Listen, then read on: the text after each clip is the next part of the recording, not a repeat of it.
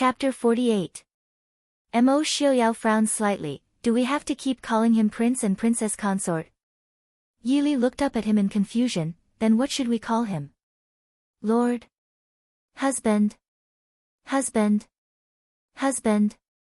Before she could finish, Yili shivered. She didn't feel that there was anything wrong with other people calling him, but why did it sound so awkward when it came out of her mouth?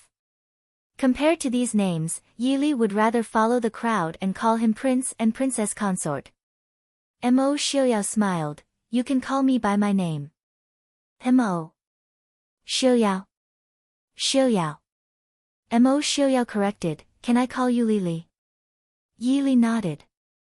She was glad that he didn't call her Li. To be honest, other than the elders, it was hard for her to get used to being called that intimately. Do you mind if I release that person from yesterday? Yili looked at Mo Xiaoyao seriously. Mo Xiaoyao shook his head. His expression was relaxed as he smiled. It's fine. Since you don't mind, then forget it. After all, Han Mingyue isn't someone you can offend. Yili raised an eyebrow. You don't seem to be surprised at his relationship with Han Mingyue? When I was young, I had a bit of friendship with Han Mingyue. Yili understood. For Mo Xiaoyao to admit that he had a bit of friendship with her, it definitely wasn't a normal friendship. Prince, we've arrived at the Li Palace. As the two of them chatted idly, they had already arrived outside the Li Palace. The two of them weren't talkative people, but Yili found that talking to Mo Xiaoyao was never boring. Lili, Yili was about to get out of the carriage when Mo Xiaoyao suddenly called out. Yili turned around and looked at him in confusion. Mo Xiaoyao looked at her quietly. Are you really ready? Do I need to prepare anything? Yili raised her eyebrows. For a moment, she couldn't remember if she had really forgotten anything. Mo Xiaoyao was taken aback. Then, a faint smile appeared on his face as he said softly, It's nothing. You may leave. Since Prince Ding had personally congratulated her, the Li Palace naturally could not neglect it. Especially now that Prince Ding had not appeared in the capital for nearly 8 years, personally attending Prince Li's wedding could be said to be giving Prince Li enough face.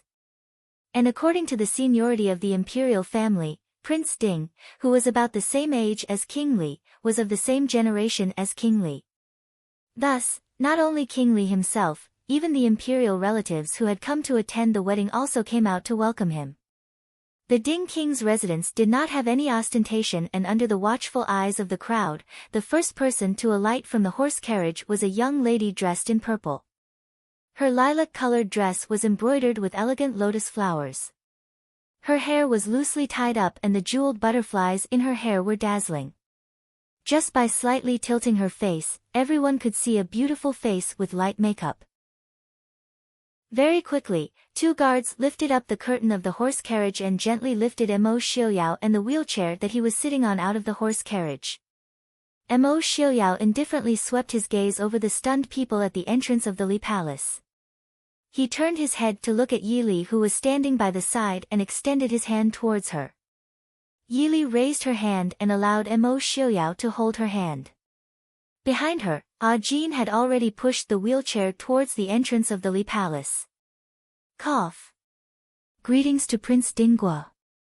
Finally, someone reacted. Glancing at the unresponsive King Li, who was still staring at the approaching Prince Ding, the person who regained his senses gave a light cough as a reminder to the host to welcome the guest. Greetings to Prince Dingguo. Today is King Li's wedding, no need to be so courteous, Mo Xiaoyao said warmly and then looked at Mo Jingli with a smile. Jingli, congratulations. Many thanks. Mo Jingli glared viciously at Yili, who was standing next to Mo Xiaoyao, and said through gritted teeth. Mo Xiaoyao raised an eyebrow. You're not inviting us in? Mo Jingli could only move to the side and let the two in. But he was not willing to say another word. Mo Xiaoyao clearly understood Mo Jingli's temper. He raised his head and smiled at Yili. Let's go in. Yili pursed her lips and smiled, nodding without a word. She followed Mo Xiaoyao through the gates of the Li Palace. Out of the corner of her eye, she saw Feng Zhiyao standing in an inconspicuous corner, looking at the three people at the door with a smile that was especially annoying. Entering the Li Palace, the virtuous consort was personally waiting in the main hall to welcome them. Seeing Mo Xiuyao and Yi Li walk in side by side, her eyes flashed. She quickly stood and walked forward with a smile. Li's wedding, it's rare that Xiuyao is willing to personally come. It's really an honor for the Li Palace. It seems that Xiuyao and the future Wang Fei have a very good relationship. When you get married, I will naturally send a generous gift. Mo Xiuyao nodded slightly, the half of his face showing respect and gentleness. I've caused Consort Dowager to worry. At that time, Xiuyao will definitely wait for Consort Dowager and Mo Xiuyao's arrival. Yi Li quietly stood next to Mo Xiuyao and did not interrupt. She didn't know why, but ever since she saw the virtuous consort dowager last time, this seemingly graceful and amiable dowager always made her wary. There are no outsiders here, third Miss Yi, please take a seat. The virtuous consort dowager did not forget to call out to Yi Li as she chatted with Mo Xiuyao. Yi Li softly thanked her and sat down next to Mo Xiuyao. Unfortunately, she just happened to sit across from Mo Jingli. She did not need to raise her head to feel that Mo Jingli was fiercely glaring at her. Being stared at like this in this kind of situation made Yi Li somewhat angry. Shouldn't the people who were about to get married be so busy that they were dizzy? Why was this Mo Jingli so idle as to sit here and listen to people bicker? Oh, what's wrong with Jingli? Why does he keep staring at third Miss Yi? An ear-piercing female voice sounded in the hall. Yi Li frowned and raised her head to look at that person. There were only 7 or 8 people in the hall, but those who were personally accompanied by the virtuous consort dowager were naturally not ordinary guests. At least, they were not people that Yi Li, a girl from the minister's manor, could afford to offend. The person who spoke was also looking at Yi Li with a picky expression. Her phoenix pattern and peony brocade robe showed that this person's status was not ordinary. When she spoke, the people who were originally focused on Mo Xiuyao, who had not been seen for a long time, immediately looked at Yi Li. That person was not prepared to leave the matter at that. Her shrewd phoenix eyes revealed a cold light as she laughed softly and said in a sharp voice, speaking of which, I almost forgot. Isn't third Miss Yi Jing Li's ex-fiancée? Presumably, Jing Li is just curious about the new number 1 talented woman in the capital. Isn't everyone here curious as well? Mo Xiuyao's voice faintly sounded in the hall. His voice seemed to be gentle without any anger, but it was clear that he was protecting his fiancée. Yi Li lowered her head and silently looked at her hand being held by a slightly cold hand. Prince Ding is right. Third Miss Yi is the one who really shocked the world with a single brilliant feat. Thinking back, Madame Yi was also a quiet and uncompetitive person, but her literary talent is still fresh in our memories. The white-haired old madam sitting at the front laughed loudly and looked at Yi Li with a kind gaze. Yi Li smiled faintly, old madam is too kind. Yi Li can't compare to my late mother's grace. I only hope that I can inherit 1 or 2 parts of it. The old madam nodded in praise and said, you are a humble and good child. Chapter 49. This is the old madam of Hua State. Mo Xiuyao introduced her to Yi Li in a soft voice. Only then did Yi Li realize that this woman was actually Tian Xiang's grandmother. Then Mo Xiuyao introduced Yi Li to each of the people present. Unsurprisingly, they were all relatives of high officials or members of the royal family. The woman who spoke first was the emperor and Prince Li's aunt, Princess Xiaoran. She was also Princess Ronghua's biological mother. Thinking of Princess Ronghua's arrogant appearance at the 100-Flower Festival, Yi Li could only sigh. They were indeed mother and daughter. But she didn't know why Princess Xiaoran was so obviously hostile to her. It couldn't be because of Princess Ronghua, right? When Mo Xiuyao introduced Yi Li, the people present secretly re-evaluated the third young miss of the Yi family who was rejected by Prince Li and then married to Prince Ding. Prince Ding personally introduced her to the most powerful nobles of the Dechu state, which was enough to show how much importance he attached to her. Therefore, except for Mo Jingli, whose face was even uglier, the atmosphere in the hall was as harmonious and friendly as always. Yi Li. In the garden of Prince Li's mansion, Hua Tianxiang pulled Yi Li and walked while talking. Suddenly, a tall figure appeared in front of them and blocked their way. Your Highness Prince Li, what's the matter? Hua Tianxiang stood in front of Yi Li and raised her beautiful face to ask. Since the incident at Chu Xiang Pavilion, Hua Tianxiang's favorable impression of Prince Li had plummeted and was now close to negative value. Seeing Mo Jingli appear in front of them with an unfriendly expression, she only thought that he wanted to make trouble for Yi Li. Mo Jingli frowned unhappily. I am not looking for you. Hua Tianxiang said without any trace of politeness, shouldn't Prince be greeting guests now? Most of the women in this garden were from various manors, so it would be inconvenient for the prince to enter and leave. Even if Prince doesn't care about his own reputation, he should at least care about others. I have something to say to Yi Li. Move aside, Mo Jingli said impatiently. Just say what you want to say. Li, can hear you, Hua Tianxiang said. Mo Jingli narrowed his eyes dangerously. I said move. Hua Tianxiang still wanted to say something, but Yi Li pulled her back. Tianxiang, go and see if Murong and the others have arrived. I'll be right there. But... Hua Tianxiang glanced at Mo Jingli worriedly.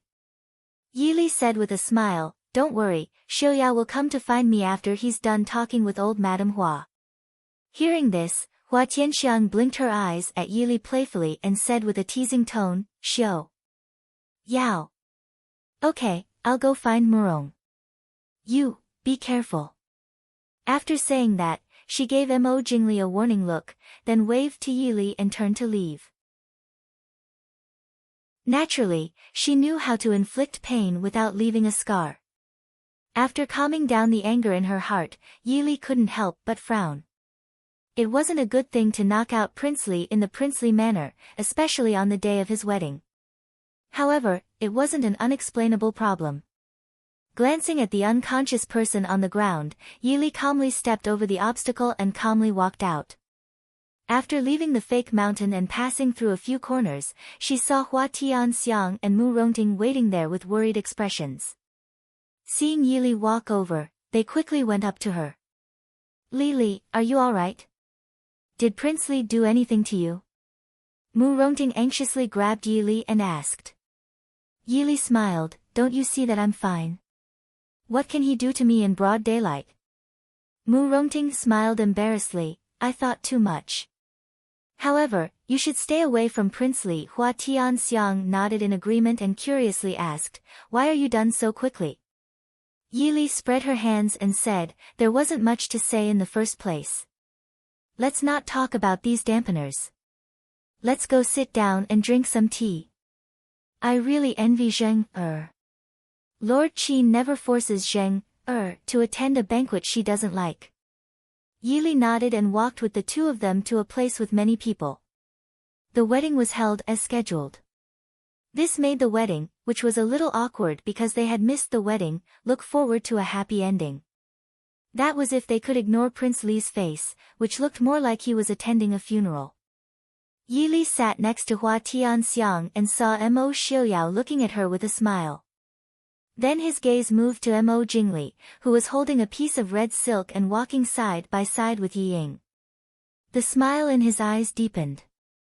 Almost immediately, Yi Li understood that Mo Xiuyao must have known about what happened to Mo Jingli in the afternoon. However, seeing Mo Xiuyao's gaze, Yi Li felt that perhaps the matter wasn't over yet. Chapter 50. So, halfway through the ceremony, Yi Li was not surprised at all when the master of ceremonies called for the couple to bow to each other, and then the groom fell to the ground with a plop. Instead, she had a feeling that this was indeed the case. At this moment, Yi Li absolutely believed that Mo Jingli probably did not want to hold another wedding in his life. Anyone who fainted 3 times in less than 24 hours before and after a wedding would have some kind of trauma. How, How could this be? Murong Ting was so shocked that she almost could not close her mouth. Hua Tianxiang was also stunned. She did not know what to say. In fact, she began to sympathize with Yi Ying. It was bad enough that the groom missed the auspicious time, but the groom fainted during the wedding. Phew. Li, this Li Wang's health is too poor. Fortunately, everyone was stunned by this sudden change. Only Xian Zhao Taifei reacted and hurriedly sent the bride and groom back to their rooms, and called for the imperial physician. The groom fainted, but the wedding banquet still had to continue, but the guests were somewhat tasteless. The noblewomen guessed the real reason for Li Wang's fainting, and thought about the latest gossip that would appear in the capital tomorrow. Yi Li mentally simulated the consequences of making Mo Jingli faint this afternoon. She felt that there was no big problem, and then enjoyed the delicious food with Hua Tianxiang and Murong Ting. When she glanced at a certain smiling man in an inconspicuous corner and shook a toast to her, she nodded slightly in return. This wedding was really interesting. Madam is here. In the comfortable and elegant Qing Yi pavilion, Yi Li was holding a needle and thread and thinking about the embroidery in her hands when Qing Xia came in to report. Yi Li put down the embroidery and looked up. How does she have time to come here? Ever since the blunder at Yi Ying's wedding 2 days ago, Wang Shi had been the busiest mess.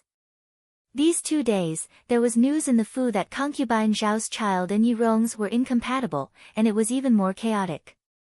Minister Yi also had a headache. On one hand, it was the daughter and only son of Princess Li. On the other hand, it was the most favored concubine and future son. It wasn't that Minister Yi couldn't tell which was more important. But looking at concubine Zhao's weeping face, he still couldn't bear to part with her. Unfortunately, on the second day of Yi Ying's wedding, Yi Rong was inexplicably startled by the carriage on his way to school. He was so frightened that he had to lie in bed for 2 days. Wang Shi made an even bigger fuss. When Wang Shi walked in, she had a rare amiable look on her face when she faced Yi Li. Unfortunately, Yi Li was neither a concubine-born child who had to live at her whims, nor was she a pitiful young girl who didn't know anything. Therefore, she only stood up and greeted her indifferently. Fourth sister is about to return home. How come madam has the time to come over? With what she thought was an amiable smile, Wang Shi said, the Prince Ding mansion has already chosen a date, and the betrothal gifts will be delivered in 2 days. Li, your wedding date is near. I came to see if there is anything that hasn't been fully prepared. Yi Li asked Wang Shi to sit down and said, Mother Lin and the wet nurse will take care of it. Aunt and aunt have also come to check on it several times. There is no problem. Thank you for your concern. The smile on Wang Shi's face stiffened. Yi Li's words sounded like she was saying that she had neglected her duty as a legal mother. In fact, Yi Li didn't have such an idea in her heart. Because in her heart, she never thought that Wang Shi had the obligation to organize her wedding. As long as her face was acceptable, it was fine. Actually, I came here today to discuss something with Yi Li. Wang Shi quickly regained her composure and looked at Yi Li eagerly. Yi Li raised her eyebrows and looked at her in confusion. Wang Shi sighed. Li, you must have heard about what happened in the past few days. It's not that I, as the legal wife and legal mother, can't tolerate it. It's just that Zhao's child is at odds with the Yi family's legal child. The day before yesterday, I specially went to Master Ling Su of the Water Cloud Temple. He said that Zhao's child had a grudge with our family in her previous life. She was born to harm our Yi family. You see, ever since the news of her pregnancy spread, our family has been in trouble. But Master still blindly protects her. Yi Li calmly listened to Wang Shi ramble on about her dissatisfaction with Zhao and Minister Yi. Wang Shi deliberately brought up the fact that Zhao's child was at odds with the Yi family's legal child. In terms of legal children, who in the Yi family was more authentic than Yi Li? If she didn't know and didn't believe these things, after seeing Yi Ying's unlucky wedding, she was afraid that she would have a grudge against Zhao and her child. Madam, what do you mean? No matter what, that child is our Yi family's flesh and blood, and also Li Er's biological brother. Father naturally loves him. Yi Li lightly threw the question back to Wang Shi. If Zhao hadn't been on guard against Wang Shi and couldn't find a chance to make a move, why would she come to discuss with her? If she really fell for it and gave her advice, if something happened in the future, she would naturally have to bear the consequences. Wang Shi was startled. She gritted her teeth and forced a smile. No matter what, I'm afraid that child is. Ying's matter has already caused the Yi family to lose face. If something happens to Li Er's marriage, our family will really lose face. Yi Li lowered her eyebrows and smiled faintly. I'm afraid I can't make the decision on this matter. Madam, you should discuss it with father and grandmother. A woman should follow her husband. What's more, Li Er's wedding has no face to speak of. After getting married, she changed her surname to Mo. Even if that child really wanted to jinx someone, it should be someone with the surname Yi first, right? Seeing that Yi Li was so stubborn, Wang Shi also knew that she couldn't get the result she wanted here. She pretended to comfort Yi Li for a while before holding the almost deformed handkerchief in her hand and left. Miss, Wang Shi's intentions are so sinister. You must not be fooled by her. As soon as Wang Shi left, Mother Lin and Mother Wei came out from the inner room. Mother Wei said with a face full of anger. Yi Li raised her eyebrows and smiled. Nanny, did you see through her intentions? Mother Wei said, what other intentions can there be? She wants to harm concubine Zhao, but she dragged Miss into it. If Miss is soft-hearted and really listens to her words, in the future, when word spreads that a woman interferes with her father's affairs and is heartless to her stepmother and stepbrother, it will ruin Miss's reputation. Mother Lin smiled and comforted Mother Wei, younger sister, don't be anxious. I think Miss must have a plan in mind. Yi Li nodded and said, Wang Shi certainly can't tolerate concubine Zhao. It's just that there are so many things going on in the Fu right now that she doesn't have the opportunity to act. Mother Lin thoughtfully said, Miss means to save that concubine Zhao. Yi Li shook her head and said, it can't be counted as saving her. These days, concubine Zhao has also helped me a lot. What's more, I think Rong has been taught by Madam to be somewhat improper. Yi family still has a trace of descendants in the future. Mother Lin said, I'm afraid that concubine Zhao will be ambitious in the future. Yi Li waved her hand and smiled. If she's smart, she should know that I have no conflict of interest with her. Chapter 51. Mother Lin thought for a while and smiled. Miss, you are thoughtful. Launu worried too much. Yi Li smiled and shook her head. I'm still young. There are always things I can't consider. In the future, I'll need more advice from mother and wet nurse. In the evening, Wang Shi somehow persuaded Minister Yi to send concubine Zhao back to the Yi family's old house to wait for delivery. Concubine Zhao naturally cried and begged for a long time. The remaining concubines looked at her miserable appearance and couldn't bear it. Yi family's old house wasn't a flat and rich land. It was Bingzhou in the southwest of Dechu State near the border. Not only was it barren, but it was also thousands of miles away from the capital. Since Minister Yi came to the capital and took old Madam Yi over, the Yi family never returned to their old house. In the early years, even the ancestral hall was moved to the capital.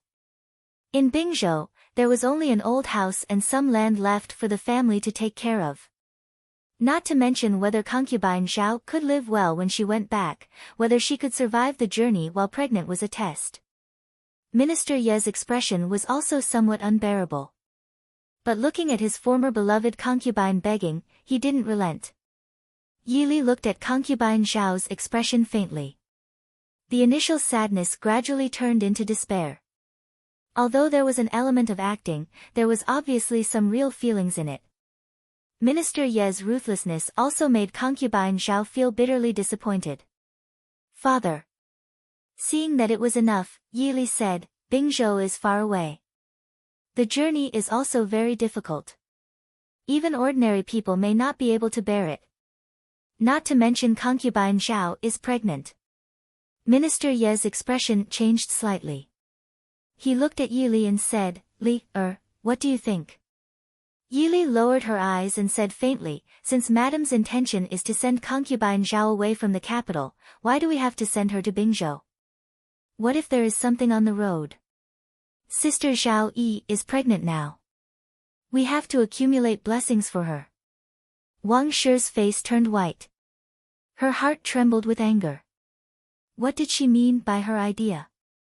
She even cursed her precious daughter and grandson. Old Madame Yi frowned and said, then where do you think is suitable? Yili smiled faintly and said, although we can't not believe in fate, we can't completely believe it either. No matter what, concubine mother Zhao is still pregnant with our Yi family's child. If outsiders were to find out about this, they would say that the Yi family doesn't care about kinship. As for where concubine Zhao will go, I'm sure father and grandmother have their own plans.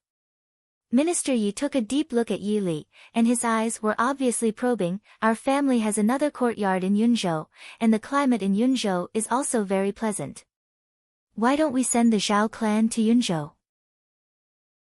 Naturally, everything will be decided by father and grandmother. Old Madame Yi looked at concubine Zhao and smiled at Yili, your father is right.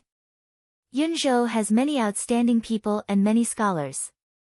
Maybe they can suppress this child's destiny. Yili said respectfully, grandmother is right. As long as the Yi family is doing well, then we will be doing well, right? Destiny? How can a child who hasn't been born have a destiny?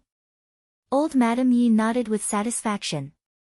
For Yili's understanding, she said, is sensible. In that case, this matter is settled. Concubine Zhao knelt in the hall and glanced at the unwilling Wang Shi.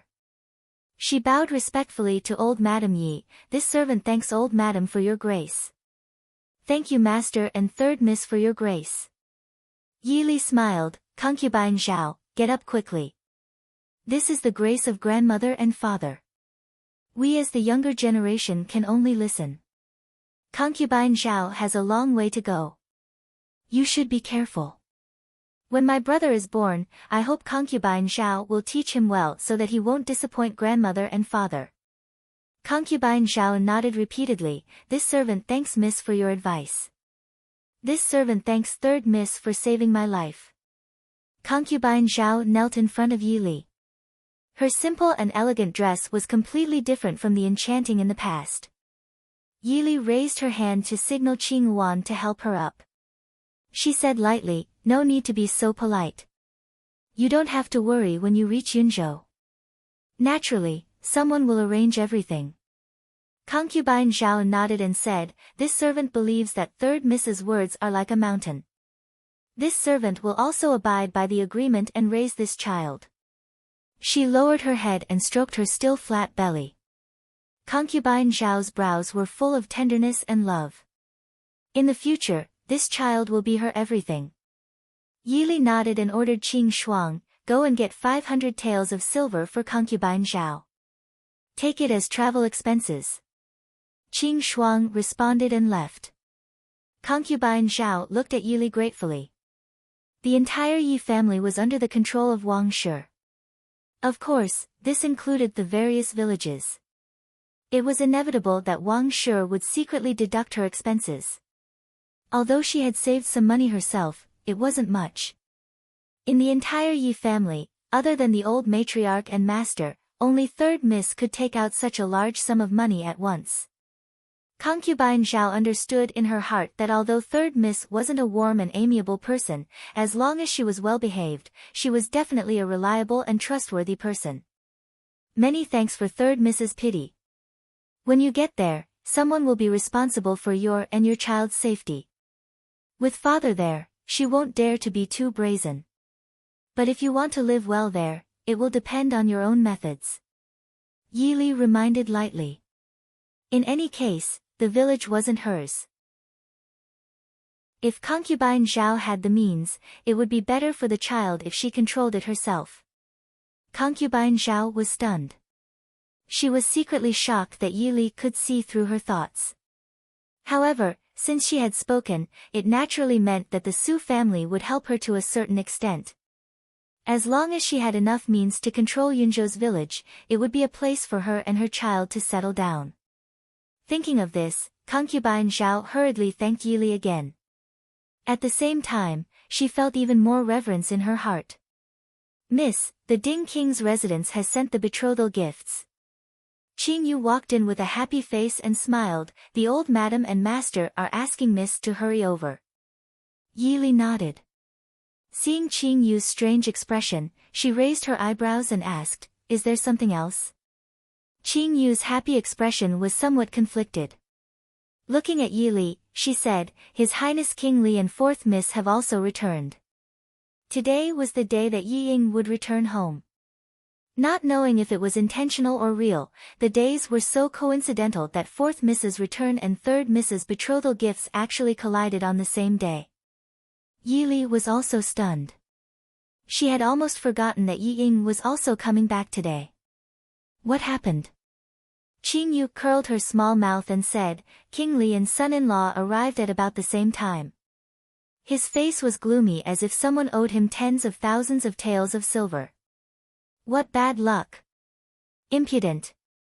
Yili lightly reprimanded. Qing Yu blinked her eyes. She could tell that there was no anger in Mrs. words. Only then did she playfully stick out her tongue, cover her small mouth, and hide to the side. Qing Shuang came out with a plain embroidered pouch and handed it to Yili. Yili turned around and put it in concubine Zhao's hand along with a gold lock. She said, "This is my gift to my younger brother. I won't give it to concubine when the time comes." Concubine Zhao's eyes reddened. Remembering that today was the day that the Prince Ding mansion would send the betrothal gifts, she hurriedly held back her tears and said goodbye to Yili. Only then did she put away the things and walked out. Chapter 52. Yili turned her head and said, "Let's go and see grandmother." Because there was no one in the Ding Palace who could be considered as Mo Xiuyao's elder, Mo Xiuyao specially invited two very famous elders from the capital to visit together.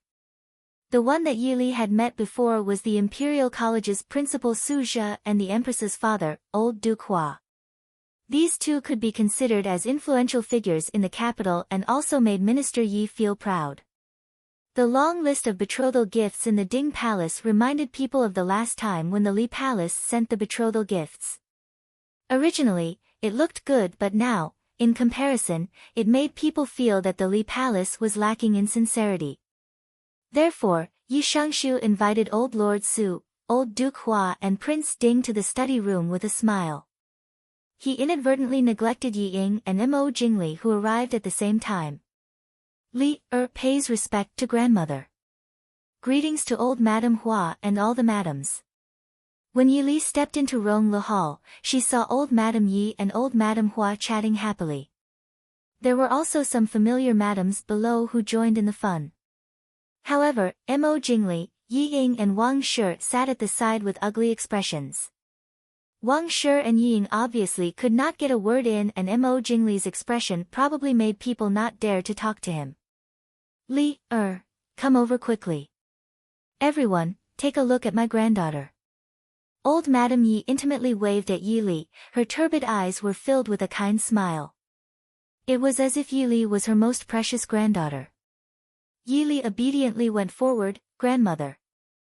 Old Madame Hua pulled Yi Li to sit beside her and smiled, "Old Madam, don't blame this old one for snatching your granddaughter. I like this third miss very much. No wonder that girl, Tian Xiang, has been nagging all day to come and play with third Mississippi." Yi Li smiled and said, "Old Madam is overpraising me. Li also misses Tian Xiang very much." Old Madame Hua nodded repeatedly and said, "Good child, you really have your mother's demeanor. No wonder Xiuyao, that child, refused to go out for so many years, but this time, he specially came to invite our family's old man to propose marriage." Yi Li lowered her head. Her beautiful face was dyed with a faint blush. She chuckled softly, "Old Duke Hua hasn't been involved in worldly affairs for so many years." Li is truly, old Madame Hua nodded secretly. Even if she was shy, she could still be dignified and appropriate. She was not as delicate as the average girl from a noble family. Only this kind of woman would be able to hold such a big family business like the Ding King's residence. She patted Yili amiably and said with a smile, "What's the big deal?" The old man had nothing to do now. Naturally, he wanted to worry about the marriage of the younger generation.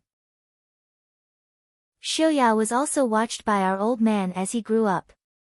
Seemingly thinking of Mo Xiaoyao's current situation, old Madame Hua could not help but sigh softly. She instructed Yili, "In the future, you will be a family. You must live well." Yili pretended to be shy and silently agreed. In her heart, the word embarrassed had already been placed.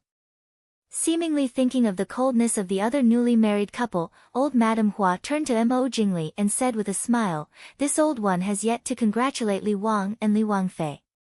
The Empress Dowager and Xian Zhao Taifei have long been looking forward to holding a grandson. Presumably, the two noble ladies will soon be able to fulfill their wishes." When old Madame Hua opened her mouth, everyone present also hurriedly congratulated Mo Jingli and Yi Ying. Mo Jingli's cold air was really frightening. It made the people who originally wanted to congratulate him not dare to open their mouths. At this time, when old Madame Hua opened her mouth, everyone naturally followed to congratulate. Mo Jingli looked at everyone with a cold face. In the end, he still could not disrespect old Madame Hua, so he nodded lightly. Yili sat next to old Madame Hua and just happened to see Yi Ying's expression clearly. Yili also felt a little strange. Although there was a situation on the wedding day, it had nothing to do with Yi Ying. With Mo Jingli's love for Yi Ying, it would only make him feel more guilty and treat her better. However, the expressions of these two people really did not look like a bunch of happy newlyweds expressions. Perhaps it was because of Yi Ying's almost unconcealable gloomy expression, Wang Shi's expression did not look good. Fortunately, she still knew to look at the situation. She just kept a calm face and did not flare up. "Prince Ding is here." The voice of a servant's report came from outside the door. Minister Yi accompanied old Duke Hua, old Lord Su Zhe, and Mo Xiaoyao in. Before they came in, old Duke Hua's loud laughter came in. "Ha, I've waited for so many years. Finally, I'm going to drink Prince Ding's wedding wine." "What's the trouble?" "It's a good opportunity to see how the future Princess Ding is and how she can make my servant admit defeat. Li is still young." "Old Duke, don't scare her." Mo Xiaoyao's voice was faint with a gentle smile. "Good boy, you know how to protect your wife before the wedding." The hall was quiet. Old Madame Hua pushed Yili with a smile and said, "Our family's old master is a rough person. Li, don't be offended." Yili smiled and shook her head. She looked at the door and saw a man with white hair and a white beard. Although he was close to 70 years old, he still had a majestic gait. Yili was born in a military family. When she saw this old man, she knew that he must be a famous general who had spent half his life on the battlefield. She could not help but have a good impression of him. "Prince Li and Princess Li are also here." This old official greets Prince and Princess Li. Old Duke Hua's gaze swept across the people in the hall. His gaze paused on Yili for a while before he greeted Mo Jingli and Yi Ying. Mo Jingli nodded and moved his gaze away from Mo Xiaoyao, who came in behind old Duke Hua. He frowned and said, "Old Duke, why are you here?" Old Duke Hua stroked his white beard and smiled proudly. "This old man is here to be a matchmaker for Xiaoyao. I'm here to give the betrothal gifts." "Old Madam Yi, come and take a look at the betrothal gifts. Is there anything in the Yi residence that you're not satisfied with?" "Third Miss, come and take a look too. If there's anything missing, we'll immediately ask someone to make up for it." Old Madam Yi had already roughly looked at the betrothal gifts list once. How could she dare to be dissatisfied? She quickly said with a smile, "Old Duke and old Mr. Su did it personally. How could there be any mistakes?" She handed the list to Yili. Yili just casually glanced at it. She turned around and handed it to Qing Wan beside her. She smiled faintly and said, "Thank you, old Duke and old Mr. Su." Old Duke Hua looked at Yi Li and turned back to Mo Xiuyao. He nodded and smiled. The Yi family really knows how to teach girls. Xiuyao is so lucky. Mo Xiuyao glanced at Yi Li and smiled without saying anything. Suja also agreed and smiled. Old Duke is right. Third Miss is outstanding in poetry, calligraphy, and painting. Yi family has a good upbringing. After another round of praise and modesty, old Madame Hua sent the two bride-to-be out with the reason that they should cultivate feelings before marriage. Standing outside Lu Rongtang, Yi Li and Mo Xiuyao couldn't help but look at each other. Finally, it turned into a faint smile. "Let me do it."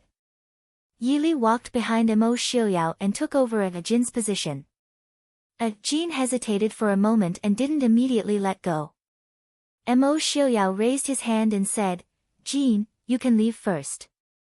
The young man looked at Yi Li with a hint of surprise on his face. Then, there was some respect that wasn't there before. He respectfully handed the wheelchair to Yi Li, turned around and disappeared in front of the two people. Yi Li slowly pushed the wheelchair along the flat path to the garden. Mo Xiuyao slightly tilted his head and said softly, "If you're tired, you can stop. Actually, I can do it myself." Chapter 53. I know, but you should also know that I'm not a weak lady from a respectable family. Yi Li smiled. The wheelchair was clearly made with care, and it didn't take much effort to push it. Yi Li also believed that even without anyone pushing the wheelchair, Mo Xiuyao would still be able to move freely. Otherwise, he wouldn't have sent his trusted aide away. Hearing Yi Li's words, Mo Xiuyao seemed to have thought of something.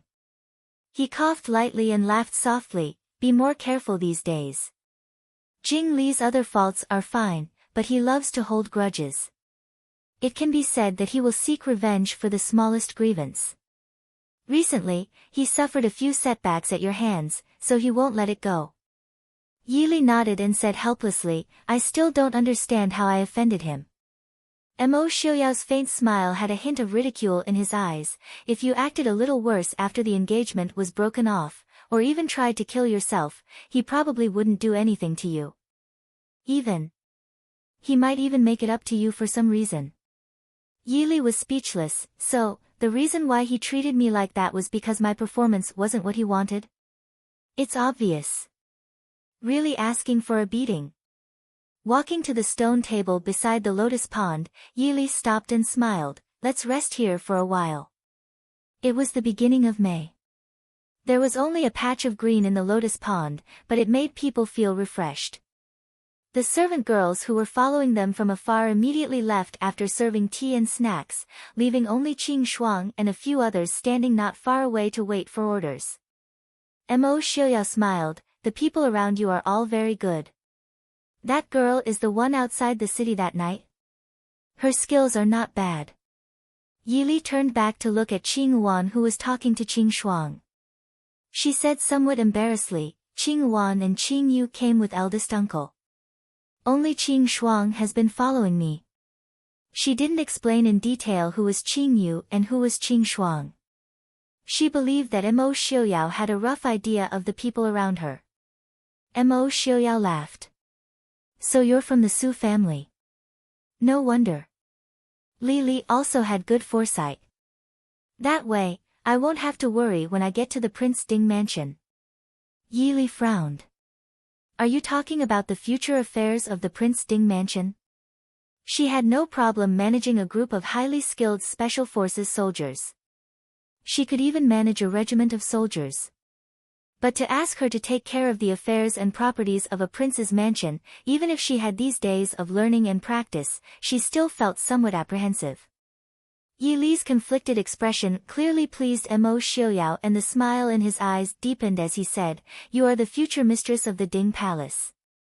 I'll tell you about the matters of the palace in advance so that you won't be flustered when the time comes." "Is there something wrong?" "No." Yi Li shook her head. She understood the principle that she had to plan for her position.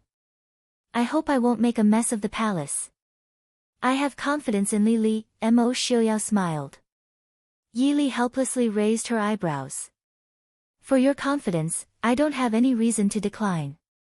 In her heart, Yi Li really liked this feeling. In reality, she and Mo Xiaoyao didn't get along like an engaged couple. Instead, they were more like friends. They understood each other's thoughts and knew each other's bottom line. Right now, they might not have deep feelings for each other, but they were more comfortable with each other than an engaged couple. Perhaps they could only be friends for the rest of their lives. Perhaps one day, they would become each other's family. But who could say for sure what would happen in the future? But wasn't it something to look forward to? In my current situation, it's not suitable for me to visit Mr. Su and Mr. Su. I hope the two elders will not be offended. Mo Xiaoyao put the teacup in his hand on the table and said apologetically to Yi Li, eldest uncle already knows the situation of the Ding Wang Fu.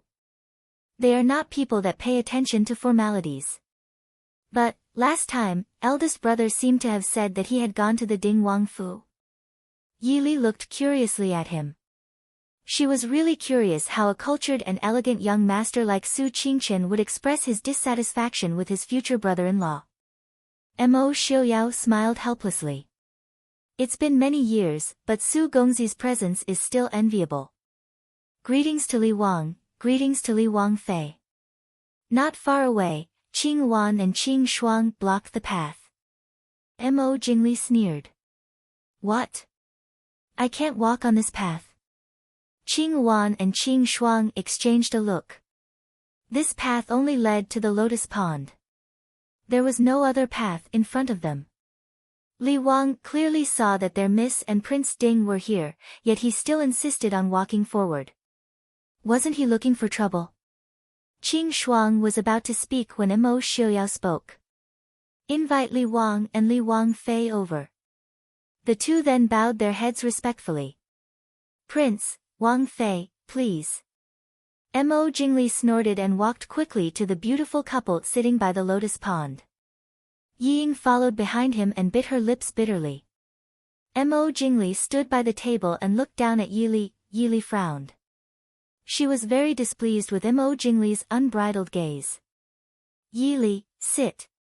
Mo Xiaoyao said lightly as he extended his hand to Yi Li. Yi Li grabbed his hand cooperatively and sat beside Mo Xiaoyao. She gave the seat opposite to Mo Jingli and Yi Ying.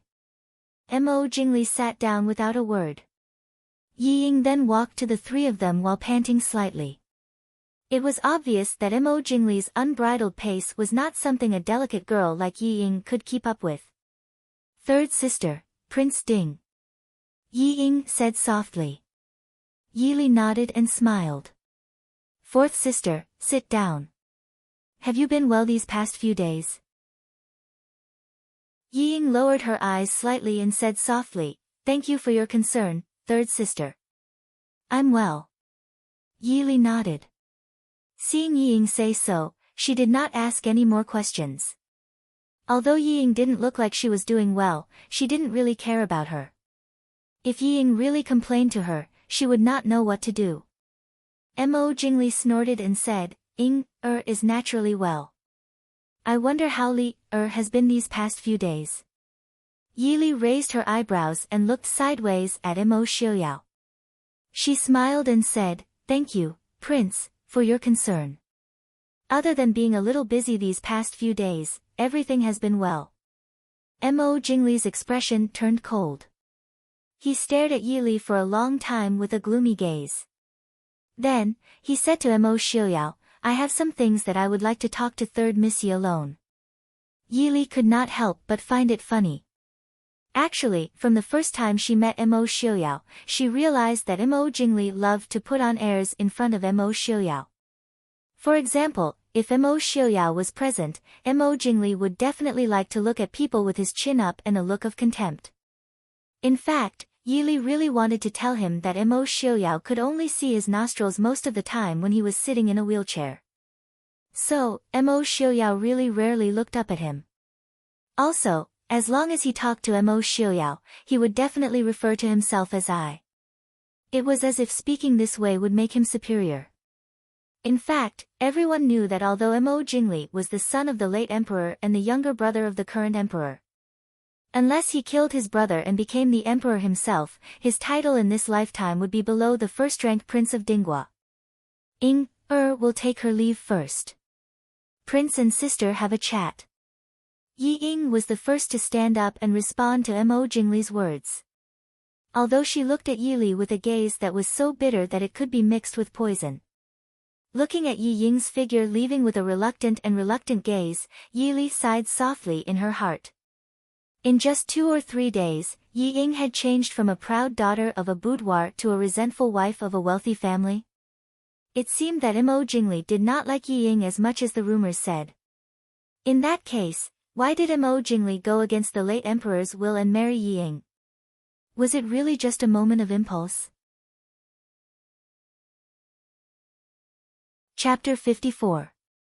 Mo Xiaoyao. Seeing Mo Xiaoyao and Yi Li remain unmoved by his words, Mo Jingli angrily roared. Jingli, you really should learn your manners. Mo Xiaoyao calmly stared at Mo Jingli's gloomy face. An invisible pressure made Mo Jingli freeze. Did the emperor allow you to speak to I like this? Compared to Mo Jingli's gloomy and cold face, Mo Xiaoyao's indifferent expression was many times friendlier even with the half-mask on. But even so, Mo Jingli was still shocked and angry to find that he felt a secret fear towards the man in front of him. This made him angry and ashamed, and he couldn't believe it. His last impression of Mo Xiaoyao was from 8 or 9 years ago. At that time, their statuses and situations were very similar. They both came from the most noble families in the Chu state. They both had an older brother. His older brother was the emperor. Mo Xiaoyao's older brother was the Ding prince. They didn't need to inherit the title of nobility. They didn't have any burdens. Even if they ate and drank, they could live a life of luxury. Except for Mo Xiaoyao, he was better than him in everything. So he didn't like Mo Xiaoyao from a young age. When he was immersed in studying to receive his father emperor's praise, Mo Xiaoyao had already received everyone's praise, including his father emperor's. When he was secretly proud of his excellent martial arts, Mo Xiaoyao had already swept through the battlefield, adding even more glory to the Ding kingdom's invincible god of war. When he was young, he hated Mo Xiaoyao, but he wasn't afraid of him. If he didn't like him, then he would fight. Even if he lost, it didn't matter. There would be a day when he would win. But, he never would have thought that 8 years after he classified him as trash, he would actually be afraid of him. A great humiliation. Your Highness Princely, Yi Li frowned as she looked at Mo Jingli's sinister expression. She didn't doubt that if they were in a different place or a different person, Mo Jingli would have already torn the person to shreds. Prince, if you have something to say, just say it. There is nothing between me and Xiaoyao that cannot be said clearly. Nothing that can't be said? Mo Jingli quickly calmed down and put on a mocking expression. Yi Li, are you sure? Yi Li looked at him in confusion, but Mo Jingli obviously thought that he had caught onto Yi Li's weakness. Then do you want to talk about what happened the night before Ai's wedding and what happened on the day of the wedding? Yi Li looked at him sympathetically. This guy definitely didn't know that Mo Xiaoyao had played a part in his embarrassing fainting on the day of his wedding. Wedding day. Prince, are you saying that you fainted on the spot and delayed the wedding ceremony? At this moment, Yi Li expresses her deep regret and sympathy. Yi Li. Mo Jingli gritted his teeth as he glared at the innocent and sympathetic woman in front of him. I can't go through the wedding ceremony, isn't that what you wanted? Yi Li was at a loss.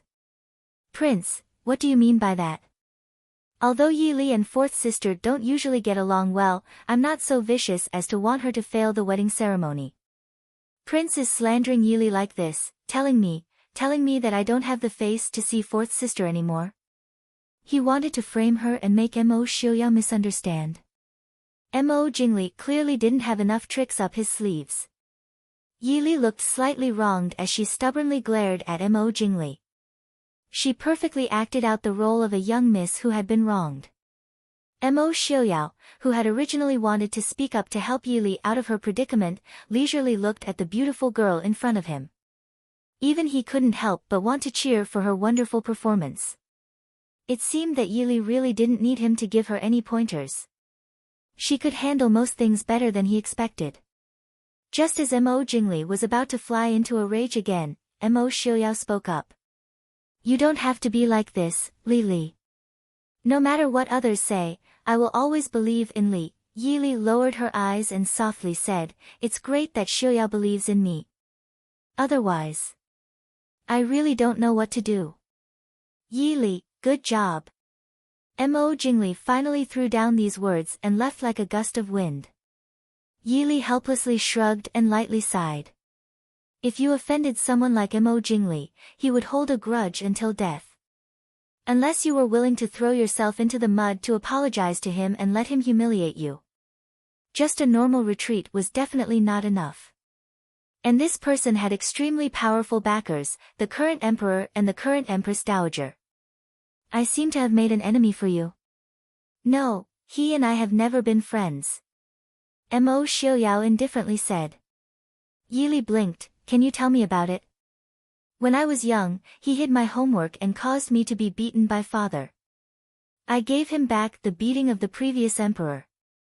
When I was young, he suspected that I was seducing his sweetheart, so he had someone drug my wine at a banquet. In the end, he drank the wine himself.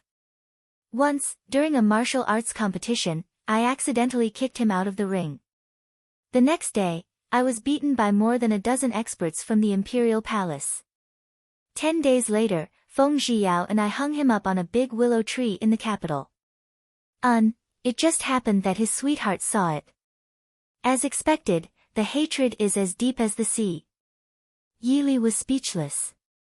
Although she had heard people talk about how Mo Xiaoyao was in high spirits when he was young, but looking at the current gentle and quiet man, Yili still found it hard to imagine that Mo Xiaoyao was also at the age of being mischievous and mischievous. Feng Zhiyao told me that on the day of the wedding, he found the unconscious His Highness Li Wang behind the fake mountain in the garden of the Li Wang Fu. Without a hindrance, Mo Xiaoyao smiled as he looked at Yili. Yili smiled innocently. It seems that Mo Jingli has offended many people. She could guarantee that no one had seen her move against Mo Jingli. Even Feng Zhiyao had only guessed it. Mo Xiaoyao's eyes flashed with a smile. He nodded and said, that is true. But, even though Jingli has always been brainless, the two in the palace and the virtuous Xiao Dowager are not brainless. So. Yili nodded seriously, I understand. The two in the palace and the virtuous Xiao Dowager could be said to have killed their way out of the previous emperor's dozens of concubines and dozens of sons. Naturally, Mo Jingli, this well-protected prince, could not compare to them. Attracting their attention too much would only bring more harm than good. Lowering her head to think, Yili said, I'm just afraid that I've already been targeted. Mo Xiaoyao looked thoughtfully at the servant girl standing not far away. He nodded slightly and said, no matter who it is, they will not be reassured. They are not targeting you. It's just that you are more likely to attract their attention. Before the wedding, the palace will probably find an excuse to summon you. At that time, bring that girl called Qing Yu with you. Yili looked at him in confusion. Mo Xiaoyao explained in a soft voice, Su de Gongzi told me before that the girl's medical skills are not bad. Yili understood. She raised a hand to touch her forehead. She felt a headache. Mo Xiaoyao smiled as he poured a cup of hot tea for her. He asked with a smile, headache? Yili nodded honestly, I don't think so. It's probably because I'm not good at these things. These schemes really gave people a headache. Did these people not know how to be tired? Chapter 55. Apologies. Mo Xiaoyao looked at her indifferently. Yili waved her hand and said without much care, I'm guessing that even if the emperor doesn't marry me to you, he will marry me to someone he doesn't like. The Su family's background was too special. Even if she was married to someone, the emperor wouldn't give in. Just like the young masters of the Su family. Su Qingchen was already 22 years old. He wasn't married or engaged, but the emperor had never considered marrying him. She even suspected that the emperor hoped that Su Qingchen would never marry in this lifetime. Even if he did marry, it would be best if he was married to a woman from a family with a reputation and no power like Su Qingze. Otherwise, it would be marrying a princess. Thinking of this, Yili raised her head and asked, "Are there any unmarried princesses in the palace?" Mo Xiaoyao nodded and said, "The previous emperor's youngest princess, Princess Linlang, and the current emperor's eldest princess, Princess Fangfei, are both 12 years old this year." Why? Yili shook her head and hoped that she was thinking too much. It wasn't very likely that Su Qingchen would marry a 12-year-old girl. But there was still Su Qingbai and Su Qingyan. Seeing Yili's expression, Mo Xiaoyao guessed what she was thinking. He nodded and said, "Back then, the emperor and even the previous emperor had hinted that they wanted to marry the princess to Su Qingchen, but they were all rejected by Sir Qingyun. The Su family not marrying imperial daughters was a strange example among the noble families of Dechu state. It had to be known that marrying a princess meant that he would no longer have any relations with the court and power. He could only wear the title of prince consort and live a life of luxury. This was definitely a nightmare for the ambitious young masters of the rich and powerful families. However, many noble families were still willing to let their second son, who had no right to inherit, marry a princess. After all, this meant that the family's bloodline would merge with the imperial family. It meant that they would receive the emperor's favor and glory. However, in the history of the Su family, which had existed for hundreds of years, there were at least 5 sons who had refused to marry a princess. 100 years ago, the head of the Su family had set a rule that the sons of the Su family could not marry into the imperial family, not even the sons of concubines. Therefore, the imperial family no longer brought up the matter of marrying the princess to the Su family. The palace should already know that eldest uncle and the others have entered the capital, right? Yili asked. Mo Xiaoyao nodded. Although he said he entered the capital privately, Master Hongyu did not deliberately hide his tracks. This kind of thing couldn't be hidden if it was really investigated. Minister Yi was loyal to the current emperor. Hiding things will only make people suspicious. Yili smiled and said, "That makes sense. I still need to pay my respects to first uncle later. It just so happens that I have a lot of things to ask him for advice on. Say hello to Mr. Hongyu for me." In Wang Shi's Fanyi courtyard, Yi Ying was sobbing miserably in Wang Shi's arms. Wang Shi dismissed the maidservants in the room and hugged her daughter to comfort her. What's wrong? They had just gotten married, so how did things turn out like this? Did King Li mistreat you? Yi Ying raised her head and looked at her mother's worried and loving face.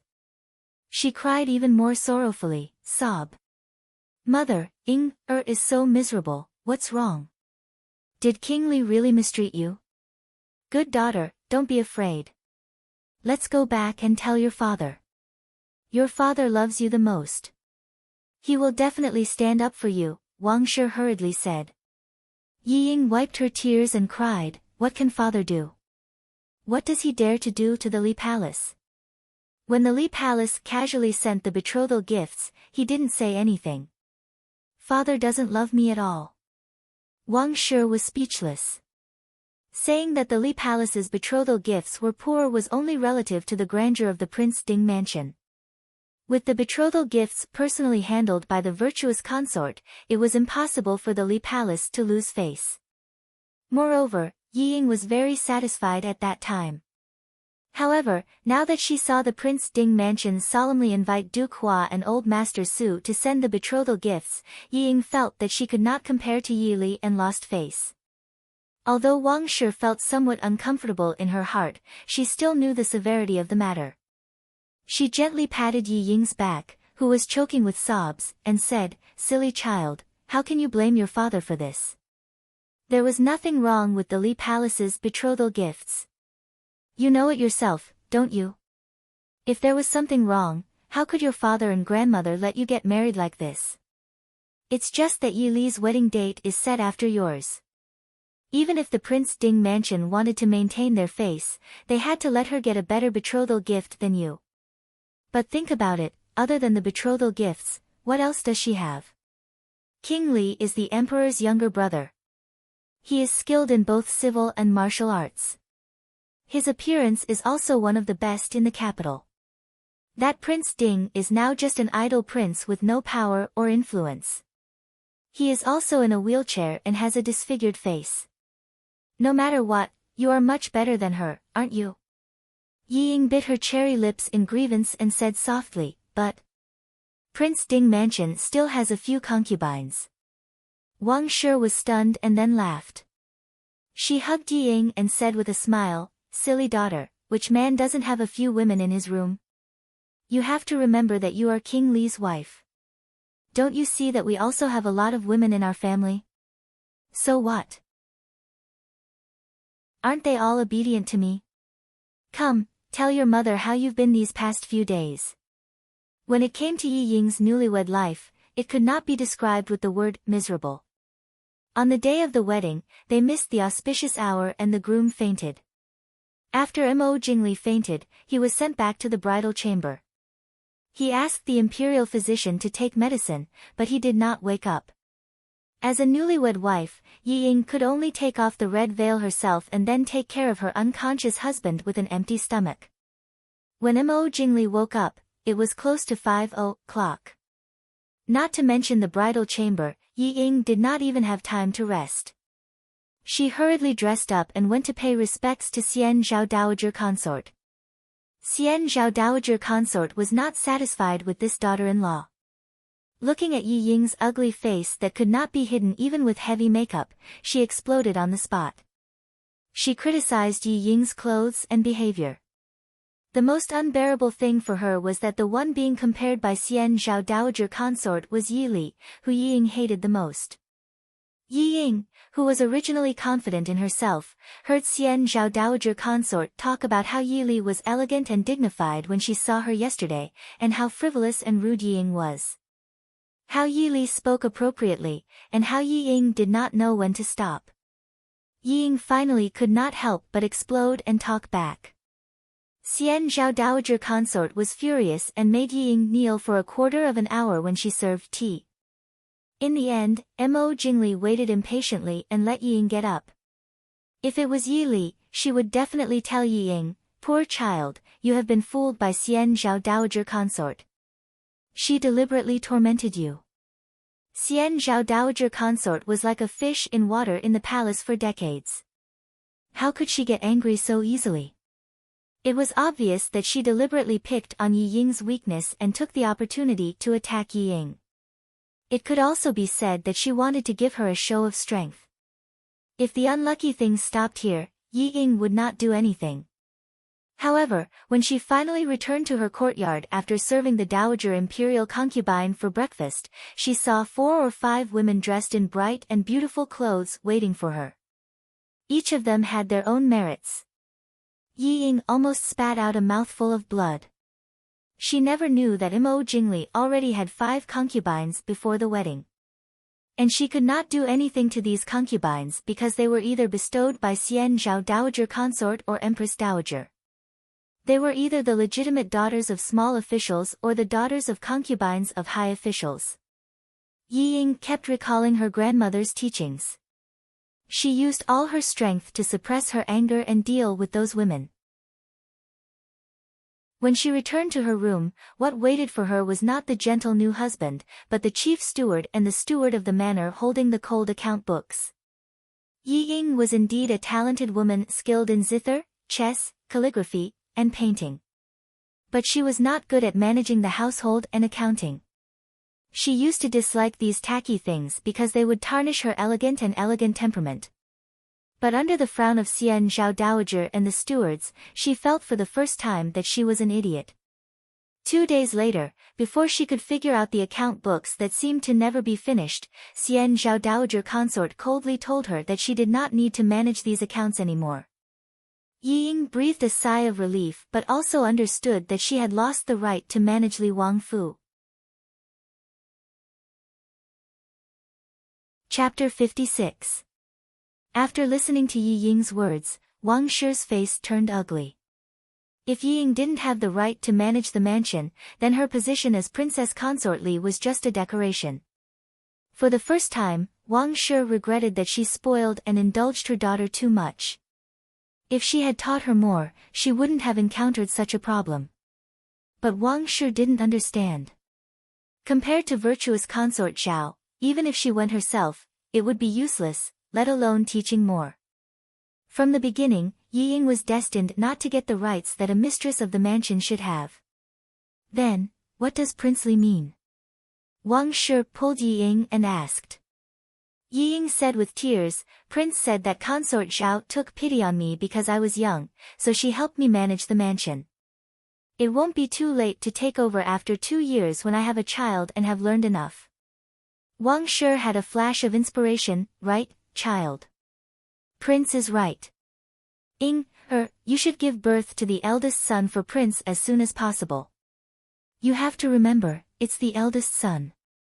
You can't let those women give birth to Prince Li's child before you. Yi Ying was shocked and looked at Wang Shi hesitantly. Wang Shi said softly, Good child, don't be afraid. I will tell you what to do. You are Prince Li's wife, so it's natural for you to give birth to a son for Prince Li. So, those women can't get pregnant before you. Do you understand? Looking at the cold light in Wang Shi's eyes, Yi Ying nodded quickly. Wang Shi smiled with satisfaction and pulled Yi Ying to sit down and talk in detail. The mother and daughter, one was teaching and the other was learning. Just when they were talking, the servant outside the door came to report that the master was here. Wang Shi was overjoyed and pulled Yi Ying with a smile, Look, your father still cares about you. She quickly pulled Yi Ying up to greet Minister Yi. When Minister Yi came in and saw Yi Ying, he was startled at first and then said, why are you here? Yi Ying lowered her head bitterly and said, is back, so I'm here to talk to mother. Where does father think I am? Minister Yi frowned slightly and couldn't help but look at Yi Ying. He felt that his daughter seemed to be a little different after not seeing her for a few days. But soon he concluded that she was a married daughter who had grown up, so he didn't ask any more questions. After Minister Yi sat down and served tea, Wang asked, Master, why are you here at this time instead of accompanying Duke Hua and Old Master Su? Minister Yi said, Old Duke and Old Lord Su went back after the banquet. I came to discuss with you about Li's dowry. Wang Shi had a bad premonition in her heart, Li's dowry. Wasn't it already prepared? Is there any other problem, Master? Minister Yi nodded. He glanced at Yi Ying who was sitting at the side and said, I've discussed with my mother. We'll add 2 more manors, 1 courtyard, 2 shops, and 8,000 taels of silver to Li's dowry. What? Wang Shi screamed and almost knocked over the teacup in front of her. Yi Ying also looked at Minister Yi in disbelief. Minister Yi frowned with dissatisfaction and said, This is what the old lady wants. Wang tried her best not to scream. She looked at Minister Yi with red eyes and asked, Why? You, and Ing, were also Master's legitimate daughters and old Madam's biological granddaughters. The old Madam was being a little too biased. It's fine if you, is in the palace, but how can Ing, stand in the Li Palace in the future? Minister Yi said impatiently, What nonsense are you talking about? You know clearly what happened to Ing's dowry. How much did you put in? Do you think old Madam and I don't know? Wang Shi said softly with some unwillingness, Didn't Li put in anything else? When eldest young lady got married, her dowry was not even a fraction of hers. Minister Yi said coldly, Don't you know where the dowry that Li's mother left for Zhen went? Also, the extra part of Li's dowry was left by her mother. It's from the Su family. The extra part of Er's dowry is from the Yi family. Master. Wang Shi looked at Minister Yi with a sorrowful face. Her body was also on the verge of collapsing. I knew it. Master, you have always looked down on me. Just because my family was born in a humble family and was not as noble as my sisters. Before she could finish, Wang Shi was already in tears. Sob sob. If I had known earlier, I would have implicated my daughter and caused her to be despised by the old master. I would have been better off dead. What nonsense are you talking about? Looking at his wife's sorrowful appearance, Minister Ye's heart softened. Thinking that he had been neglecting her for Zhao's sake these days, he said helplessly. Wang Shi had tears in her eyes and looked at Minister Yi sadly. Did Master not look down on me? Minister Yi said, all right, don't think too much. When did I look down on you? Only then did Wang Shi stop crying and looked at Minister Yi emotionally. Bai, knows that Master will always be good to Bai, Minister Yi looked at Yi Ying and made an uneasy sound of agreement. Yi Ying, who was sitting on the side, was also thoughtful. She was still very surprised by her mother's means of winning over her father. Although she felt that it was unbearable for her mother to act like a shy young girl, it was obvious that her father liked it. She also remembered the first madam. It could be said that Yi Ying had been working hard for a woman like the first madam since she was a child. So she actually didn't quite understand why her father would give up such a beautiful and elegant woman like the first madam and favor her mother more. For a time, she even doubted whether she was really working hard in the wrong direction. But after growing up, the praise of the noble ladies in the capital and the admiring eyes of men made her understand that she was not wrong. Master, then. Li Er's dowry, Minister Yi frowned and said, this is the old madam's decision. If you still have any opinions, you can talk to the old madam. Although Minister Yi was a little confused about his own private affairs, he was not too confused about business. He immediately pushed old Madam Yi out as a shield. Of course, Wang Shi didn't dare to ask old Madam Yi. If she dared to challenge old Madam Yi, she would have thought of a way to poison that old woman who always looked at her with her nostrils and liked to criticize her. Seeing that his wife and daughter were aggrieved and didn't dare to speak, Minister Yi sighed and said, you also know what the Prince Ding Mansion's dowry is like. Although there is the dowry left by Li Er's mother, outsiders can't see anything. But which noble family in the capital doesn't know the root of the matter? If there is any gossip, our Yi family can no longer live in the capital. If they were greedy for the rich dowry of the son-in-law's family but couldn't give the corresponding dowry, they would be poked at by others. Wang Shi thought of the long list of dowry from the Prince Ding Mansion and had to admit that even if the Ding Mansion had declined, it was still a big family with a rich family background. If this matter is spread out, the Ding Mansion and Li will not be embarrassed. It's our Yi family and Zhao Nyang in the palace. Minister Yi continued. At the mention of Zhao in the palace, Wang Shi's expression wavered. But when she thought of the tens of thousands of silvers that she had to give out, her heart ached again. After thinking for a while, she faintly said, Master and old Madam have considered it thoroughly. It's me who thought wrongly. Master, please don't take offense. Just do as Master said.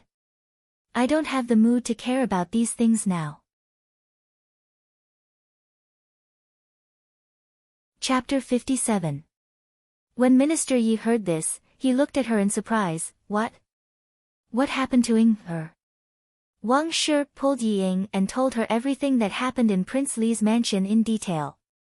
Hearing this, Minister Yi couldn't help but get angry. Yi Ying might not see that concubine Xian Zhao deliberately wanted to take away her right to be the housekeeper, but how could Wang Shi and Minister Yi not see it? Who has ever heard of a new daughter-in-law being in charge of the household on the first day? And she directly concluded that Yi Ying was not suitable to be the housekeeper after 2 days? Even the harshest evil mother-in-law didn't do this. This is too much. I'll go to Prince Li and ask him to give my Yi family an explanation. Minister Yi said angrily. Yi Ying quickly pulled Minister Yi and didn't let him go. Minister Yi frowned and said, what are you doing? Yi Ying whispered, Father, let's put this matter aside first. Prince has already promised the old concubine. Even if I say it now, it will only make the prince unhappy. After crying, and with Wang Shi's consolation, Yi Ying was very clear that her only support now was Mo Jingli, so she must not make him unhappy. Are we just going to let it go like this? Minister Yi said. Comparing the gentle and polite Mo Xiaoyao and the arrogant Mo Jingli, Minister Yi was even more dissatisfied with this son-in-law. Why did Prince Ding have such an identity and situation? Minister Yi thought with regret. Will think of a way. If it still doesn't work, I'll ask father to make the decision. Minister Yi sighed softly and said to his daughter with pity, well, although Prince Li is the son of the Empress Dowager, we don't have to be so afraid of him. The emperor is not an unreasonable person. If it really doesn't work, we'll ask the emperor to make the decision. Go back and prepare some silver for Yes, I thank master on behalf of Mo Xiaoyao's guess was not wrong. Less than 2 days after the betrothal gifts were sent, someone from the palace came to pass Yi Zhaoyi's decree, saying that she missed the third miss and invited the third miss to the palace to meet her. Yi Li knew very well who wanted to see her. When Yi Yu was at home, her relationship with her was not so bad that everyone knew about it, but it was definitely not better than her relationship with Yi Ying. Unfortunately, although Yi Li was only a Zhaoyi, she had not officially become Princess Ding. Yi Li had no right to refuse her.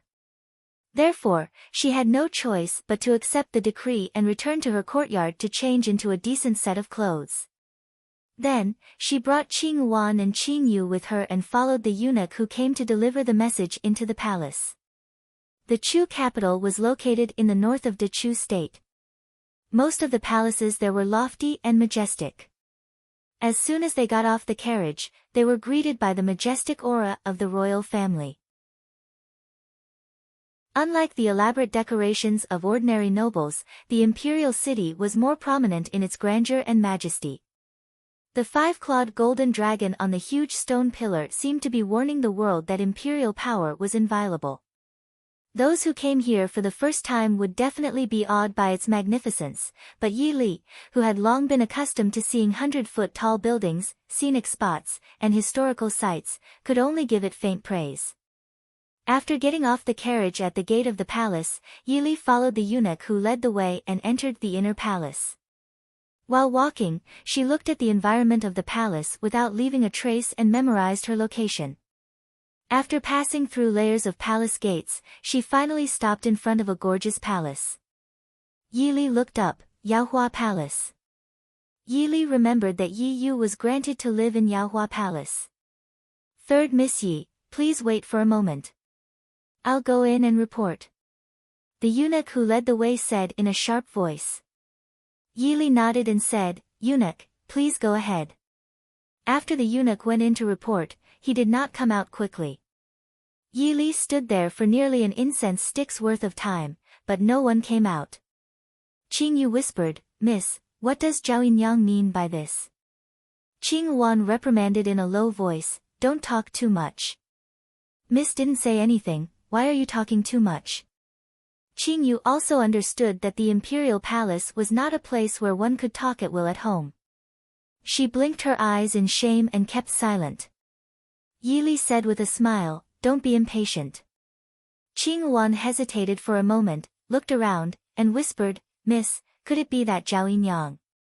Yi Li shook her head and said with a smile, Zhao Yinyang will not use such a dirty method. Qing Yu and Qing Wan were both very intelligent. After hearing Yi Li's words, they immediately understood. They shut their mouths and stopped talking. Wasn't it just standing there and waiting? One of them was a martial artist, and the other had studied medicine since childhood. Neither of them was a weak person. After another quarter of an hour, no one came out of Yaohua Palace. Instead, a group of people came over shakily not far away. Looking at the extravagance, it must be a noble coming out. Yi Li and the other two stepped aside to avoid bumping into the other party. Soon, the group of people had walked to the gate of Yaohua Palace. A group of palace maids and eunuchs surrounded two women in palace attire. They stopped not far from Yili. One of the women in blue looked at Yili curiously and said, "Hey. This miss looks unfamiliar. Why are you standing here?" Yili had to step forward and bow. Yili, the third daughter of the Ministry of Revenue, greets the two noble ladies. It turned out to be the future Princess Ding. We don't dare to accept it. The woman in pink quickly moved aside and covered her mouth to laugh. "Third Miss Yi, why are you standing here? Are you here to visit Zhao Yinyang?" Yili nodded and smiled. "It is Zhao Yinyang's order to have an audience." "In that case, let's go in together." The woman in blue pulled Yili. Yili smiled and said, "Yili entered the palace for the first time and didn't know the rules. I didn't dare to enter without being summoned by Zhaoyi. I won't waste the two noble ladies' time." "Yili, thanks again." The two women looked at each other. The woman in pink smiled and said, "In that case, let's go in first. Sister Zhaoyi is pregnant now and easily tired. She must have fallen asleep and the people below don't dare to disturb her. Third Miss Yi, please wait a moment." "Thank you." "Miss, why don't we go in with them?" Qing Yu asked softly. She didn't know if it was her illusion, but there seemed to be more people passing by on this road than when they first came. Yili looked back at her and asked with a smile, "Do you think we will be driven out if we go in?" "It shouldn't be, right?" Qing Yu said with some uncertainty. Yi family's miss was driven out. Her miss would lose face, but Zhao Yinyang wouldn't be any better. "Hey, over here, over here." Yili looked back and saw a small head under a flowering tree in the corner of the hall not far away. The head was smiling and waving at her. Yili looked around and then raised her hand to point at herself. The child, whose body was half hidden in the flowering tree, nodded at her. "Come here." "Miss?" Yili waved her hand and slowly walked over. "You are Prince Ding's uncle's future princess." There was a delicate and cute little girl squatting in the bushes. She was about 7 or 8 years old and had a cute bun on her head. There were 2 strings of sparkling pearls in the bun. Her exquisite clothes were embroidered with golden phoenix patterns. It was obvious that this child's identity was not ordinary. "I am." "Who are you?" "I won't tell you." The little girl opened her big bright eyes and looked at her with a smile. Chapter 58. Yili did not mind. Smiling, she asked, "Then do you know Prince Ding?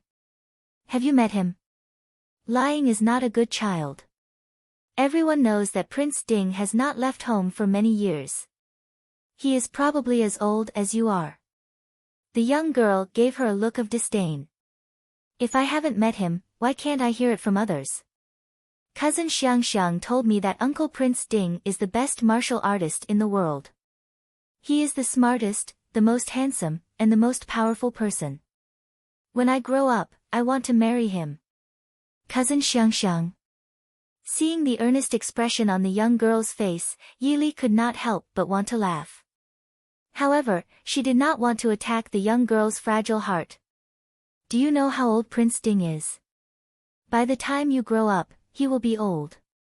At that time, there will be someone with higher martial arts than him, smarter than him, and better looking than him.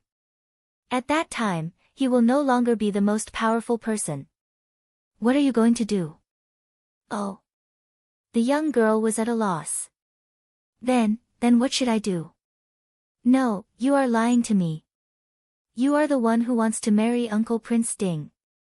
That is why you are lying to me." "I am not lying to you. You see, I am much older than you right now, right? You can only marry when you are as old as me.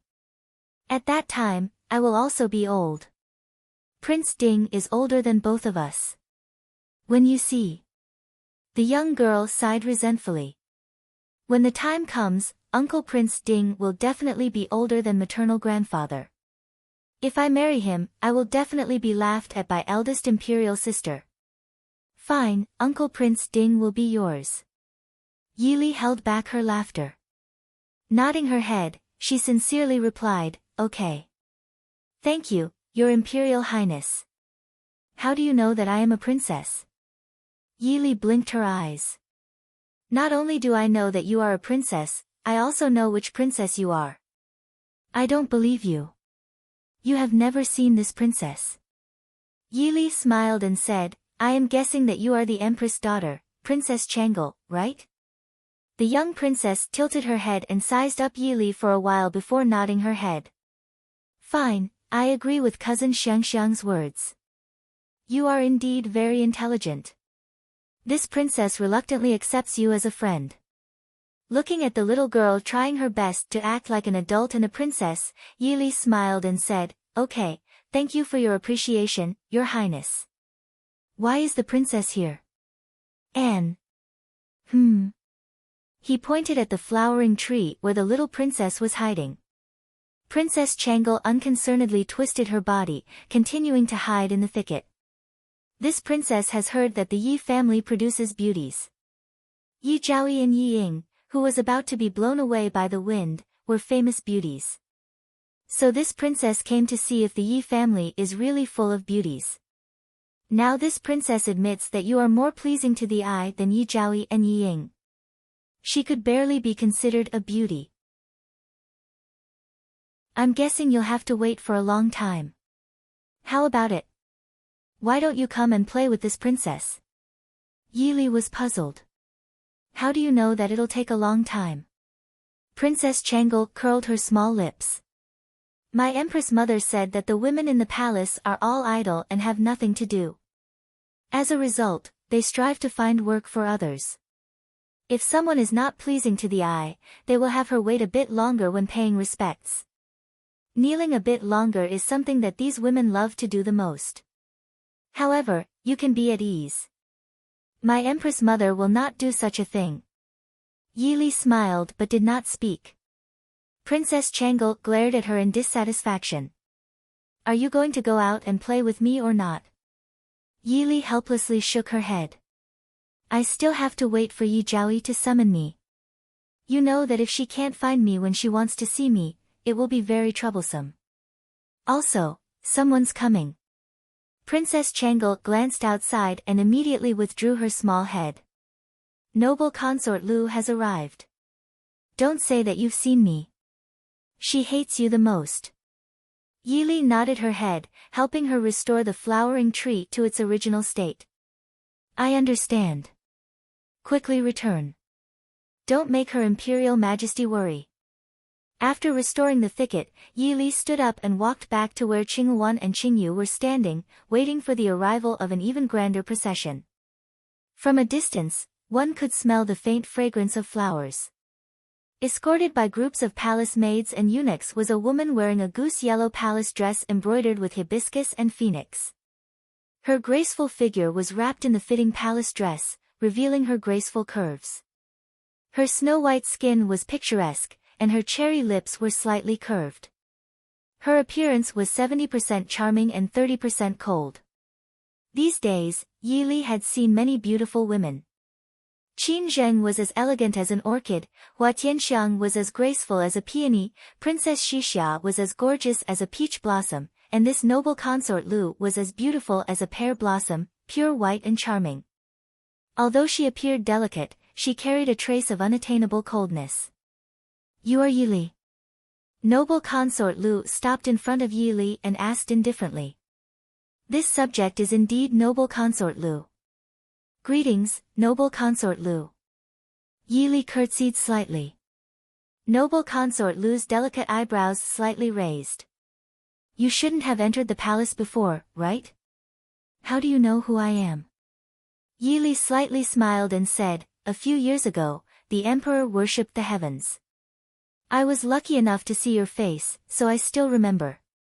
Noble consort Lu was slightly stunned and said with a sigh, that should be 5 or 6 years ago, right? It's amazing that you can remember at such a young age. Your Highness is so beautiful that it's unforgettable. Yili said with a smile. You are more likable than your second sister. Why are you standing here? Go in with I. Yi Zhaoyi must have fallen asleep. She actually left the future Princess Ding at the gate of the palace. Noble consort Lu said indifferently, but her tone showed that she couldn't refuse. Yi Li paused for a moment and slightly curtsied. She said, then, please go in first. In Yaohua Palace, when Yi Yu saw Yi Li coming in with noble consort Lu, she couldn't help but be stunned. Noble consort Lu looked at her indifferently. Sister saw third Miss Yi waiting outside the door, so I invited her in. Sister, you won't blame me for being nosy, right? Although she said so, noble consort Lu didn't look like she was afraid that she would be offended. Yi Yu pulled the corner of her mouth and said with a forced smile, Sister noble consort, you must be joking. It's all my fault that I'm always listless these days and always forget things. If sister didn't bring third sister in, third sister would have been wronged for a long time. It's all because of you servants. Why didn't you remind I? Her charming phoenix eyes glanced at the palace maids and eunuchs. Suddenly, the palace was full of begging. Noble consort Lu frowned impatiently and said, that's enough, sister. Forget it if you forgot. Why bother the servants? I don't think third Miss Yi will blame you. Isn't that right? Yi Li had to follow her words. She said, noble consort Lu, you must be joking. I just waited for a while. There's nothing to be offended about. Yi Yu's face relaxed. She pulled Yi Li to sit in front of her and said with a smile, third sister doesn't like to go out. I haven't seen third sister since I came to the palace. Now I finally see you. I haven't seen third sister for 1 or 2 years. Third sister has become more and more outstanding. How is your family? Yi Li answered one by one. Yi Yu kept asking Yi Li about some trivial things, and Yi Li just answered respectfully. The strange thing was that noble consort Lu seemed to be completely unaware of the meeting between sisters and family members. She just sat there and listened. There was no place for her to interrupt, but she didn't care.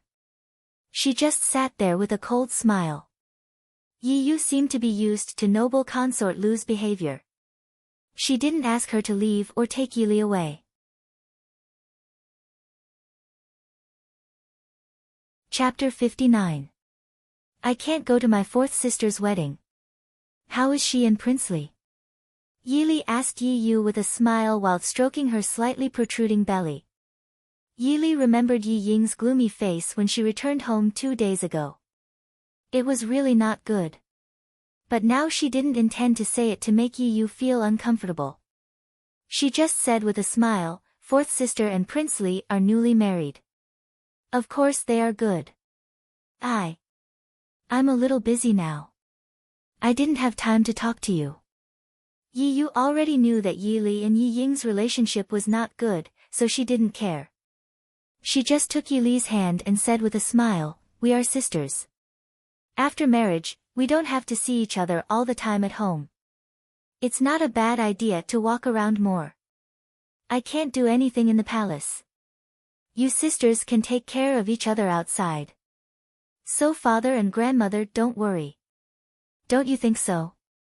Yi Li nodded and said, you're right. The two sisters were talking about Yi Mansion when a servant came in and said that Empress Dowager wanted to see third Miss Yi. Yi Yu was stunned for a moment. Then she turned to Yi Li and said with a smile, since Empress Dowager wants to see you, third sister, go quickly. Empress Dowager is the ruler of the world. She loves the younger generation the most. Third sister, don't be afraid. It's not convenient for me to go with you. Yi Li nodded. She looked at Yi Yu's well-maintained jade fingers and gently stroked her abdomen. She nodded faintly and said, thank you for your advice, Your Highness. Since this is the case, I will take my leave. Yi Yu smiled and said, third sister, take care. Servants, escort third Miss out for me. Sister, I also want to pay respect to Empress Dowager. You can go with third Miss Yi. Noble consort Lu stood up and said. Yi Yu nodded, in this case, I'll have to trouble sister noble consort. Noble consort Lu nodded lightly. Third miss, let's go.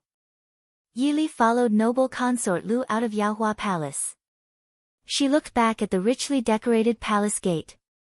When Yiyu said that Empress Dowager wanted to see her, if she didn't see wrong, Yiyu was nervous.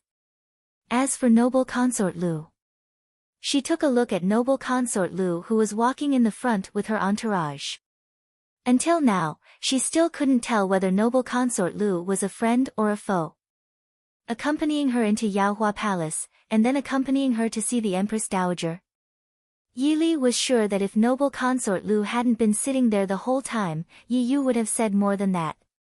But Yili couldn't believe that noble consort Lu was good to her, not to mention that they had never met each other before.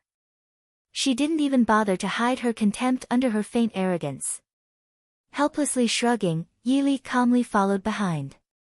The people in the palace were really troublesome. The palace where the Empress Dowager lived was located in the northwest part of the imperial city. Its area was twice the size of Yaohua Palace, and the splendid pavilions and palaces revealed the noble status of the emperor's birth mother. Zhangde Palace was specially built for the Empress Dowager after the emperor ascended the throne. Standing in front of Zhangde Palace and waiting for the summons, noble consort Lu looked back at Yili and said lightly, "Also, don't listen to your sister's nonsense. The Empress Dowager isn't a good-tempered person. Be careful." Yili pursed her lips and said with a faint smile, "Thank you for your advice." Noble consort Lu snorted, flicked her sleeves and stepped into Zhangde Palace first.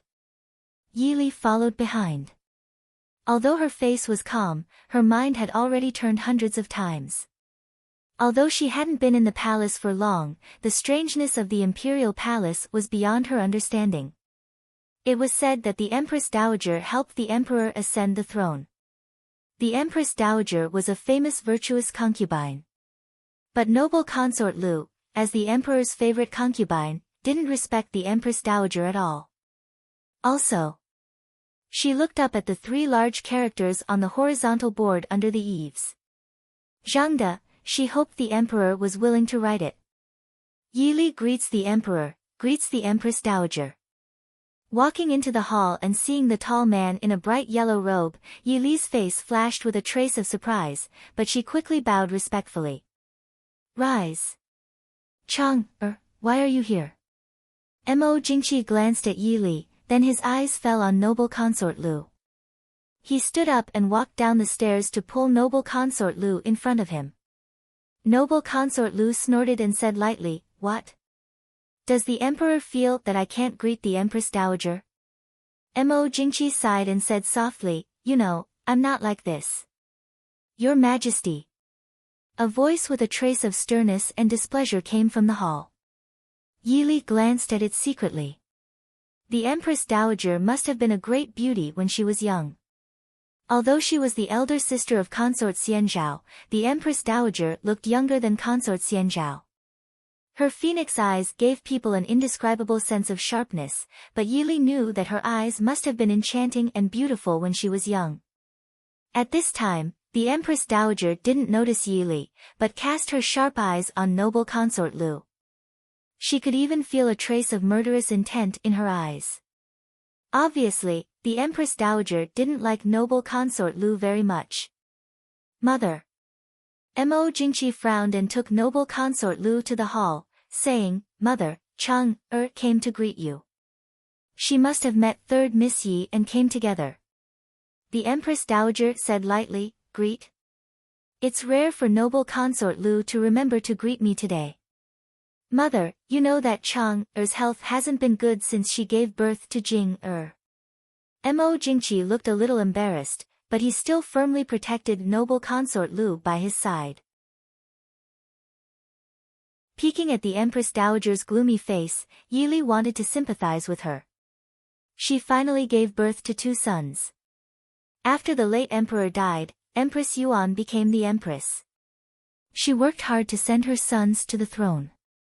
She should be happy as the Empress Dowager. Who knew that the youngest son was occasionally stupid, and the eldest son of the emperor only cared about his wife and not his mother? Mother, didn't you say you wanted to see third Miss Yi? Let's see how Xiuyao's princess is first. Seeing the Empress Dowager's face was really bad, Mo Jingqi hurriedly said. Yi Li was speechless. Your Majesty, are you trying to divert the trouble away? As expected, the Empress Dowager quickly turned her eyes back to Yi Li. Yi Li silently decided that it was better to believe noble consort Lu's words. Just the Empress Dowager's gaze on her was not something an ordinary person could bear. You are Yi Li? After a long time, the Empress Dowager asked. Yi Li respectfully lowered her eyes and answered, Your Majesty, I am Yi Li. The Empress Dowager frowned and said, Raise your head and let me have a look. Yi Li raised her head and let the Empress Dowager and the Emperor look at her. I have seen your mother several times in the past. The granddaughter of the Su family is really not someone who can't be seen in public. What a pity. The Empress Dowager didn't say anything about what a pity. Of course, no one was tactful enough to ask. Yi Li's sharp eyes saw that noble consort Lu sitting next to the Emperor didn't look good. She had some doubts in her heart. The Empress Dowager shouldn't be scolding noble consort Lu indirectly. After all, the daughter of Prime Minister Lu was definitely not someone who could not be seen in public. My Li, is not sensible. Miss Yi, please don't take what happened before to heart. The Empress Dowager's sharp eyes stared at Yi Li without blinking.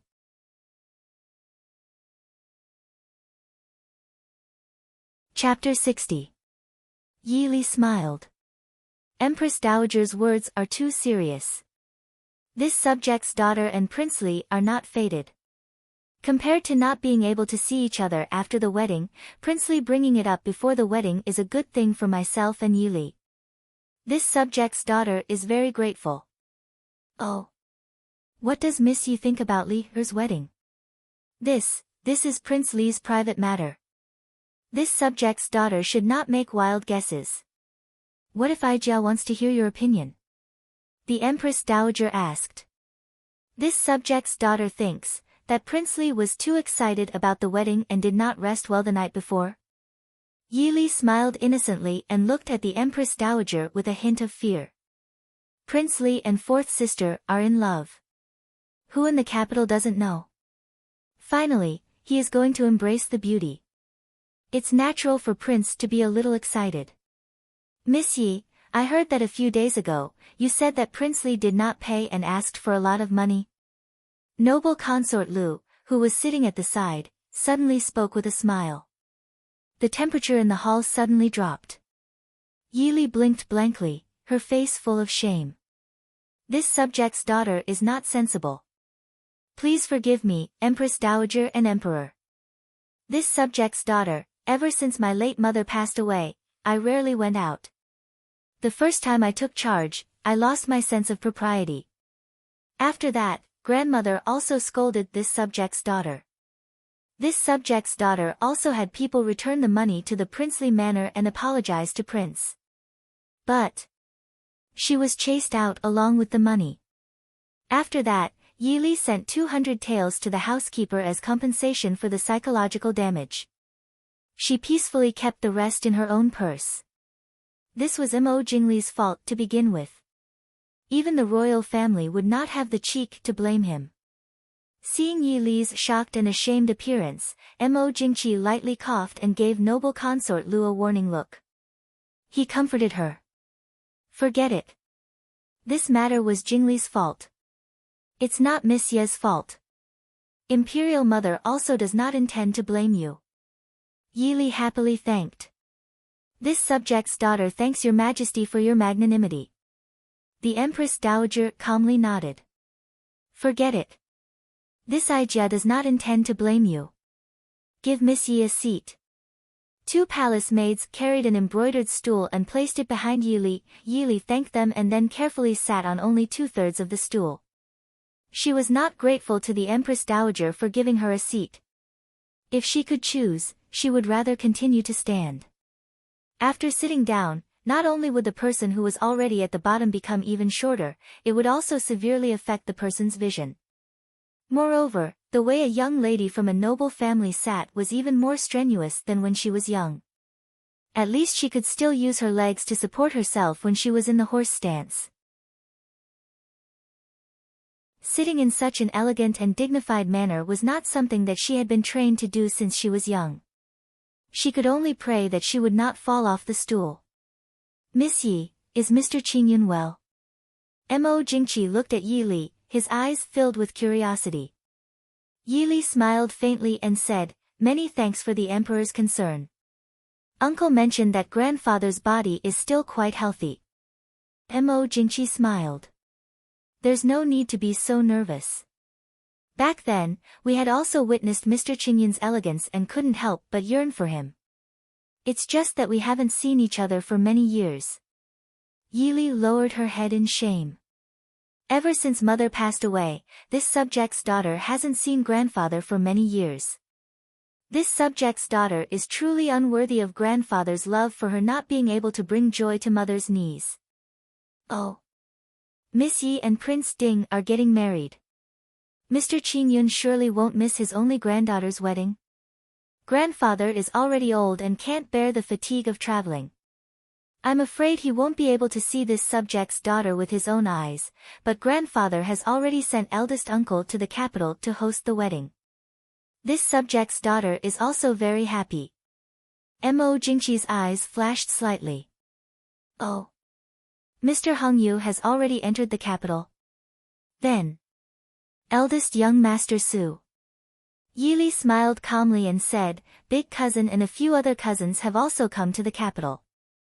Uncle doesn't have any scholarly achievements, so there's no need to announce it." Mo Jingqi laughed in a clear voice. The Su family has never liked fame and prefers peace and quiet. However, Mr. Hongyu can be considered my teacher. This time, I didn't even greet him when he entered the capital. It's really a bit impolite." Yi Li hurriedly said she didn't dare, but in her heart, she disagreed. Eldest uncle had only given him some advice on his studies under the late emperor's order. Who was his teacher? Besides, if he really wanted to greet him, he would have done so long ago. She didn't believe that Mo Jingqi really didn't know when eldest uncle entered the capital. Mo Jingqi clearly didn't want to be entangled in this issue. He looked at Yi Li and said, "Miss Yi won the first place in this year's 100-Flower Festival. Even Princess Ronghua praised Miss Yi several times in front of the Empress Dowager. I wonder if Miss Yi can let me and the Empress Dowager feast our eyes." He didn't give Yi Li a chance to refuse. With a wave of his hand, palace maids and eunuchs carried over a carved writing table. There were all kinds of brush, ink, paper, and inkstone on the table. "This subject's daughter will embarrass herself." Yi Li stood behind the writing table. As she drew, she cursed the emperor 100 times in her heart. She really couldn't understand why these ancient emperors liked to randomly grab people to write poems.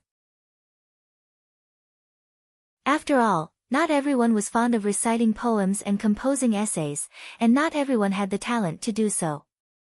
What if she was called by the emperor but couldn't write a poem? Yi Li drew a picture of an orchid in a well-behaved manner. She also mentioned a poem that her grandfather had written years ago. The only thing that could be called outstanding was her handwriting.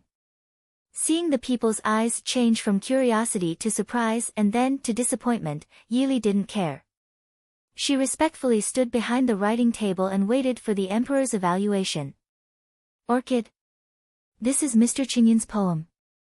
Noble consort Lu frowned and asked. Yi Li said shamefully, "This subject's daughter is really not proficient in poetry. Please forgive me, Your Majesty." A bit of disdain flashed through noble consort Lu's eyes.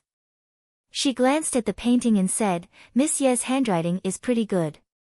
It was rare for the Empress Dowager to agree with noble consort Lu's words. Yi Li's work from the 100-Flower Festival was in the palace. The painting wasn't amazing, it was just average. As for the poem, the three people in the hall all suspected that the peony poem that stunned the 100-Flower Festival wasn't Yi Li's work. After all, the Su family didn't have many things, but they had many talents. The person who could casually find a ghostwriter for Yi Li was definitely an important person. It wasn't strange for them to have a poem like that. Miss Ye's handwriting is really good. Yi Li could clearly feel that the three people's interest in her had decreased a lot.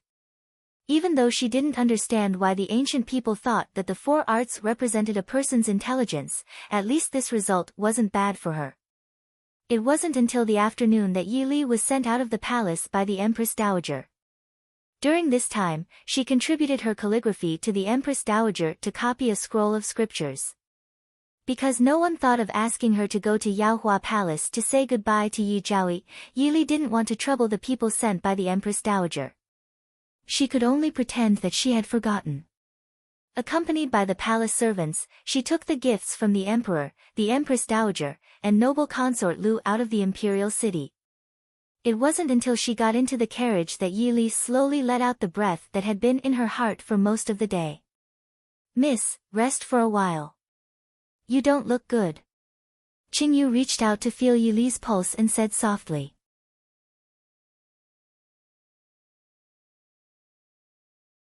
Chapter 61.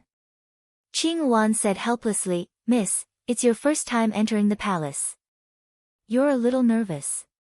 Unfortunately, we can't enter the Empress Dowager's palace, and we can't accompany you." Qingyu smiled and said, "You can only scare yourself if you go in. Don't make trouble for Mississippi." Yi Li leaned against the carriage and closed her eyes to rest. At the same time, she went through what happened in the palace today in her mind. When she was in the palace, she could only be careful everywhere. She didn't have time to think about many things. The emperor, the Empress Dowager, noble consort Lu, everyone seemed to be normal, but they seemed to hide some unknown tangled relationship. And Yi Yu, no. Yi Li suddenly opened her eyes.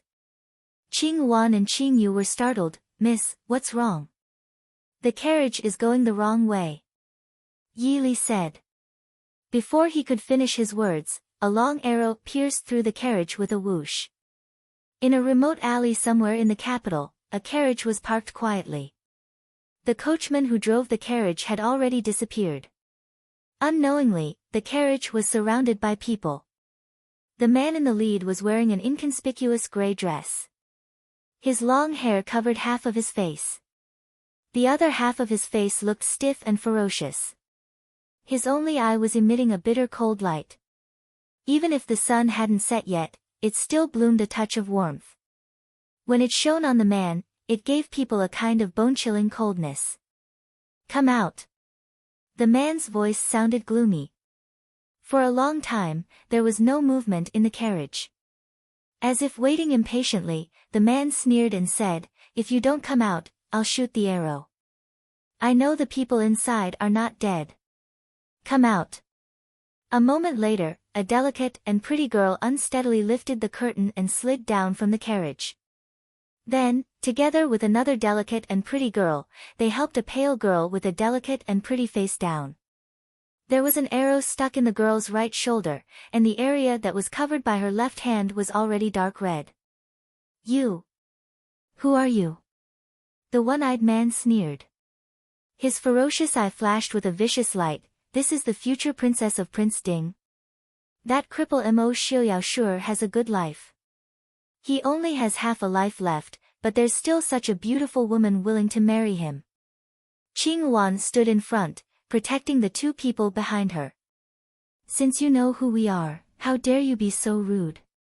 The one-eyed man sneered. "Others might be afraid of Mo Xiuyao, but I'm not. What's more, is there anyone in the capital who is afraid of him?" Yi Li looked straight at the man. "Do you have a grudge against Prince Ding or the Su family or the Yi family?"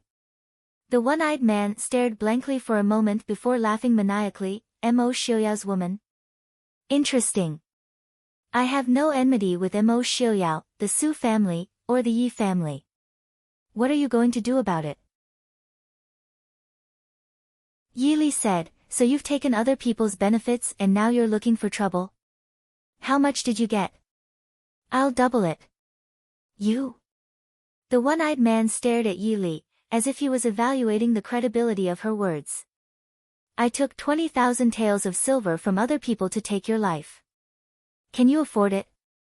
Yili nodded. If you let us go, I'll give you 40,000 taels. Why should I believe you? The man's single eye shrank as he fiercely stared at Yili. No matter who it was, 40,000 taels of silver was definitely a number that could move people's hearts. The surrounding people's eyes also began to waver, but the one-eyed man didn't say anything, so they didn't dare to act rashly.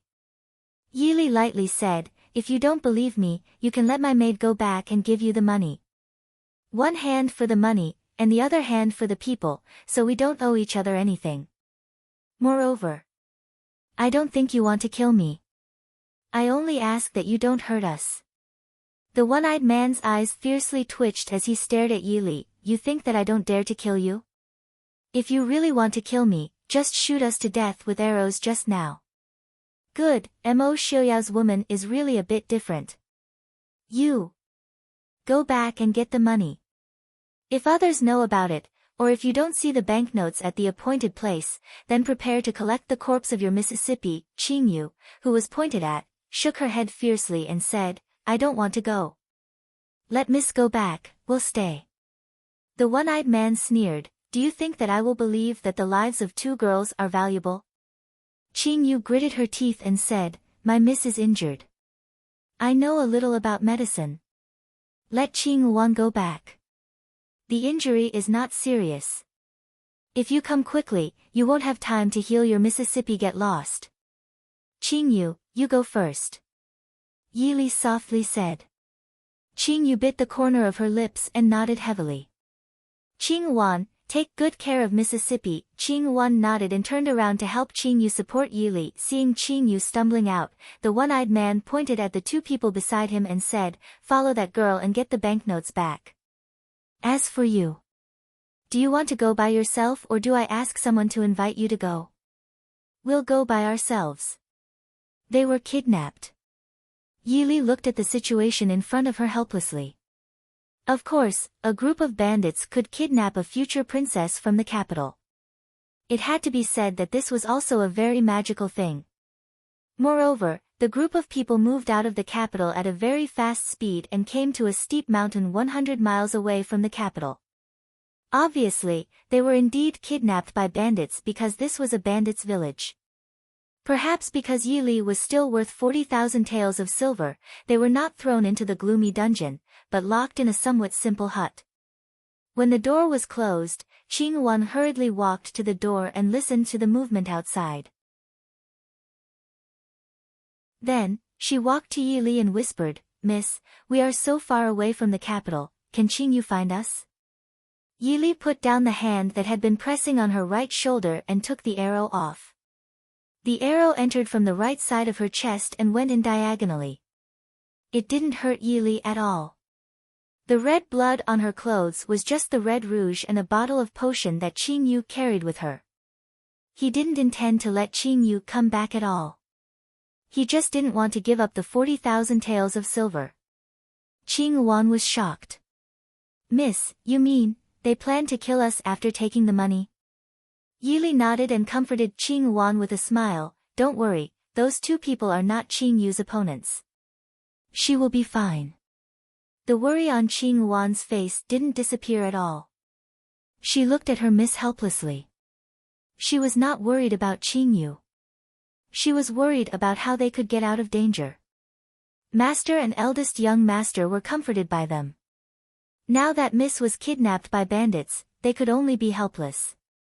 They were really useless. There are too many of them. It's not your fault. Yili smiled and said, help me bandage my wound. Qingwan nodded. She lowered her head and pulled a piece of cloth from the sleeve of the clean inner garment to bandage Yili's wound. She asked, Miss, do you know who wants to harm us? Could it be Madam? Yili shook her head and said, she is short of money recently. It's unlikely that she would take out 20,000 taels of silver to kidnap me. And it's easy to find out. The most important thing was that the other party obviously didn't mean to kill her. Then, either the other party was not afraid of her revenge, or the other party was someone she would never think of, so there was no way to take revenge. Therefore, it should not be Wang Shi.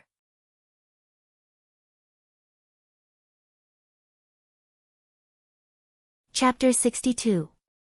Qing Yuan frowned, but Miss didn't offend anyone. Yi Li was silent. They kidnapped her, but they didn't intend to take her life. Then, once the news of her being kidnapped by bandits spread out, her reputation would be ruined. Marriage. What? Someone doesn't want me and Prince Ding to get married smoothly. Yi Li said faintly. Li Wang. Qing Yuan said hatefully. Yi Li shook her head, maybe, but not necessarily. Mo Jingli should know that if something happened to her, the first person Mo Xiuyao would look for would be him. Then, what should we do now? Qing Yuan, open the door and Miss can take the opportunity to escape. Yi Li shook her head. This place was at least 100 li away from the capital. If it was really for her and Prince Ding's marriage as she guessed, then the news of her being kidnapped would have spread out as soon as she left the capital. If she was alone, it might not be difficult to leave this stockade. But even if she went back now, it would be useless. Then, it was better to stay. Maybe there would be some unexpected discoveries. Take a rest first. We'll talk later. Yes, Mississippi, Ding Palace, Prince. The head steward of the palace came in anxiously. Seeing Mo Xiuyao's face, he didn't have time to salute and hurriedly said, Prince, something bad happened. Mo Xiuyao suddenly raised his head, what happened? Just now, the people below came to report that there was a sudden rumor outside, saying that third Miss Yi was kidnapped by flower thieves. The sudden piercing gaze made the head steward's words stop abruptly. The head steward couldn't help but shiver. He looked at the man sitting in the wheelchair with some trepidation. Prince, Mo Xiuyao closed his eyes and suddenly opened them, asking, what happened? This subordinate also doesn't know what happened. When the servants went out to buy things for the prince's wedding, they heard the news being spread all over the place. When he felt that something was wrong, he hurried back to report it to his subordinates. This subordinate does not dare to delay, right now. Mo Xiuyao raised his hand to interrupt him, saying, immediately send someone to the minister's manor to see if Li Li has returned. Another group of people is to immediately investigate Miss Li's whereabouts after she left the palace, as well as the situation in the palace.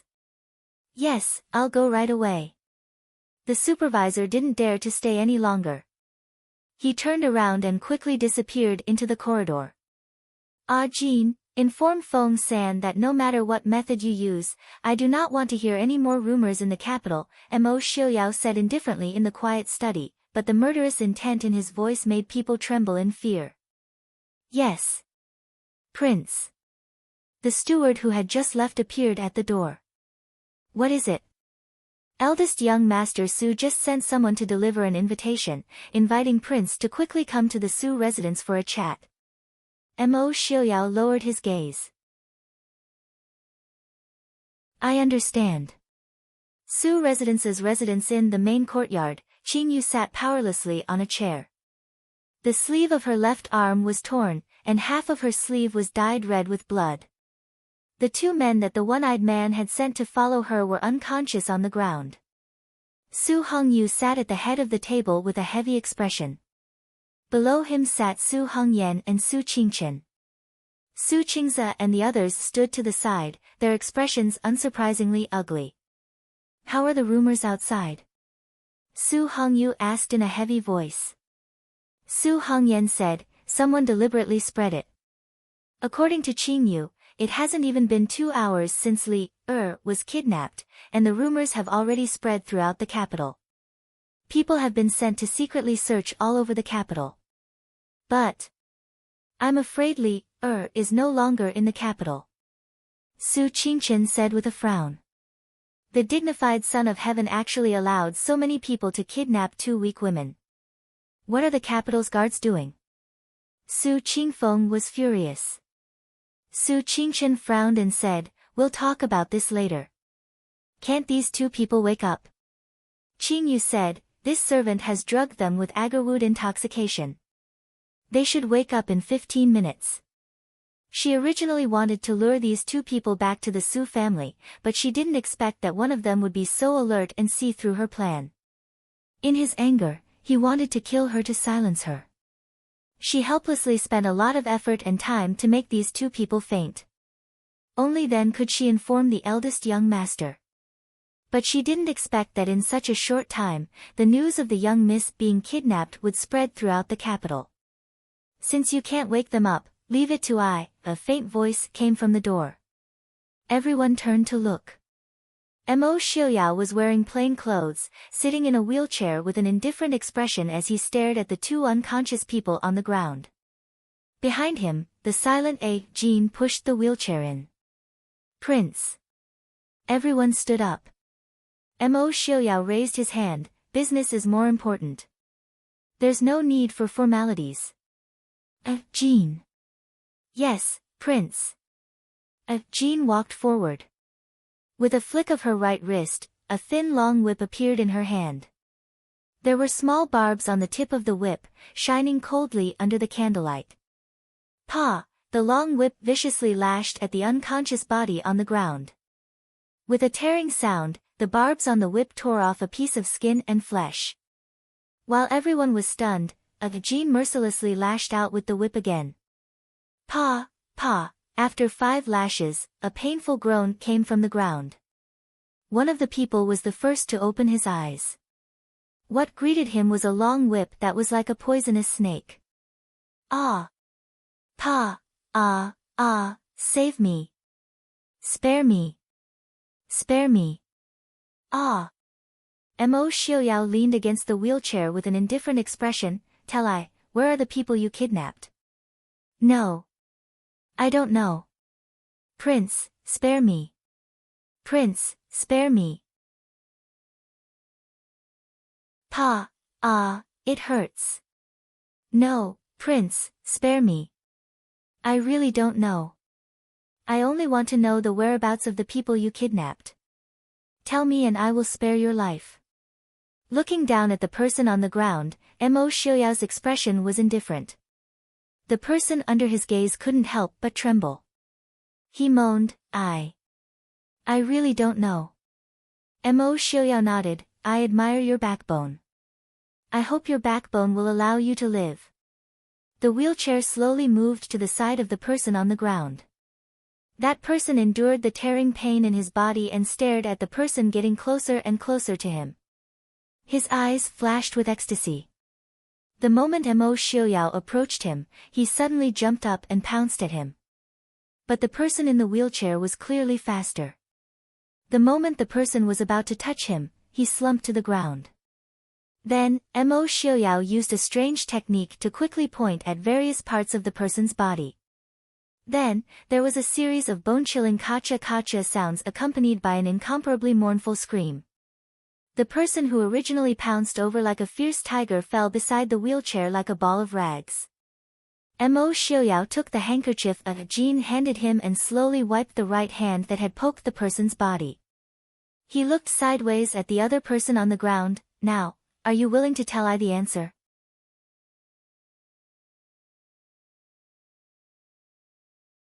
Chapter 63. Everyone's eyes fell on the ragged body on the ground. It was really a ball of rags. The originally tall and slender man curled up into a ball at an extremely strange angle. It was as if all the bones in his body had disappeared in an instant. He was limp and lifeless on the ground. But what was even more frightening was that this person was still alive.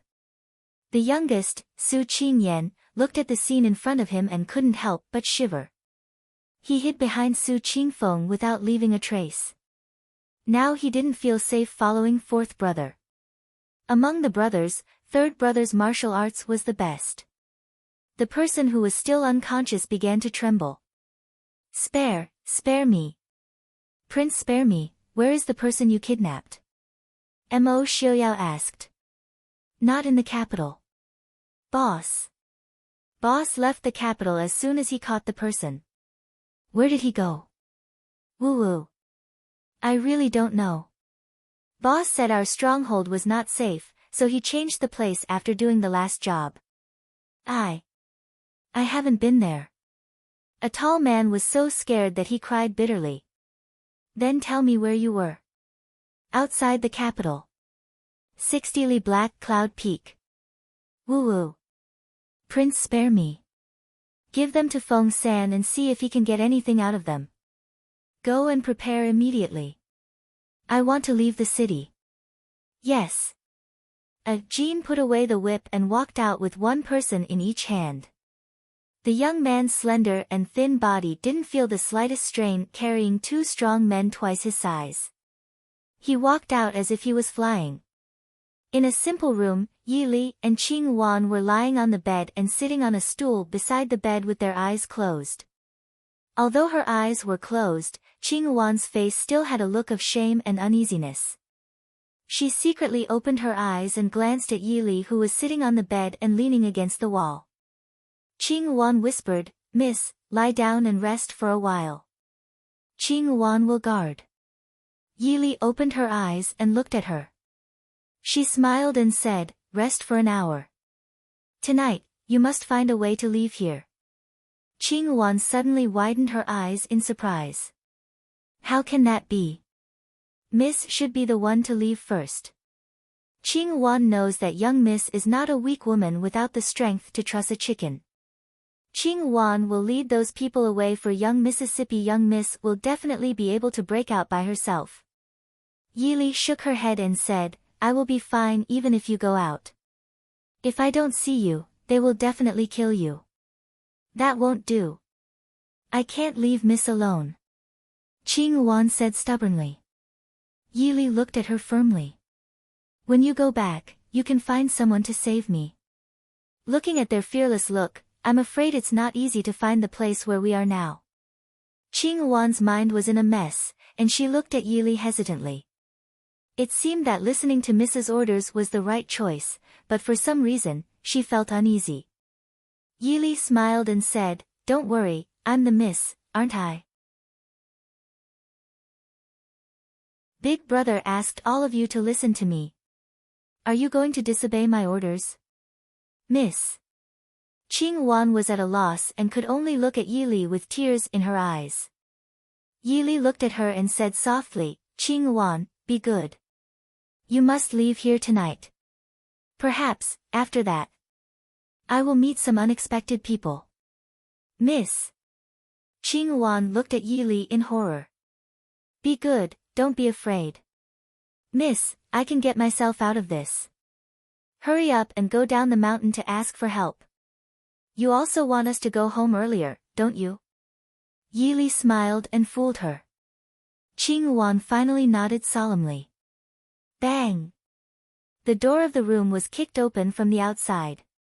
Qing Wan quickly jumped up from the bed and stood in front of Yi Li, staring vigilantly at the two burly men who suddenly broke in. "What do you want to do?"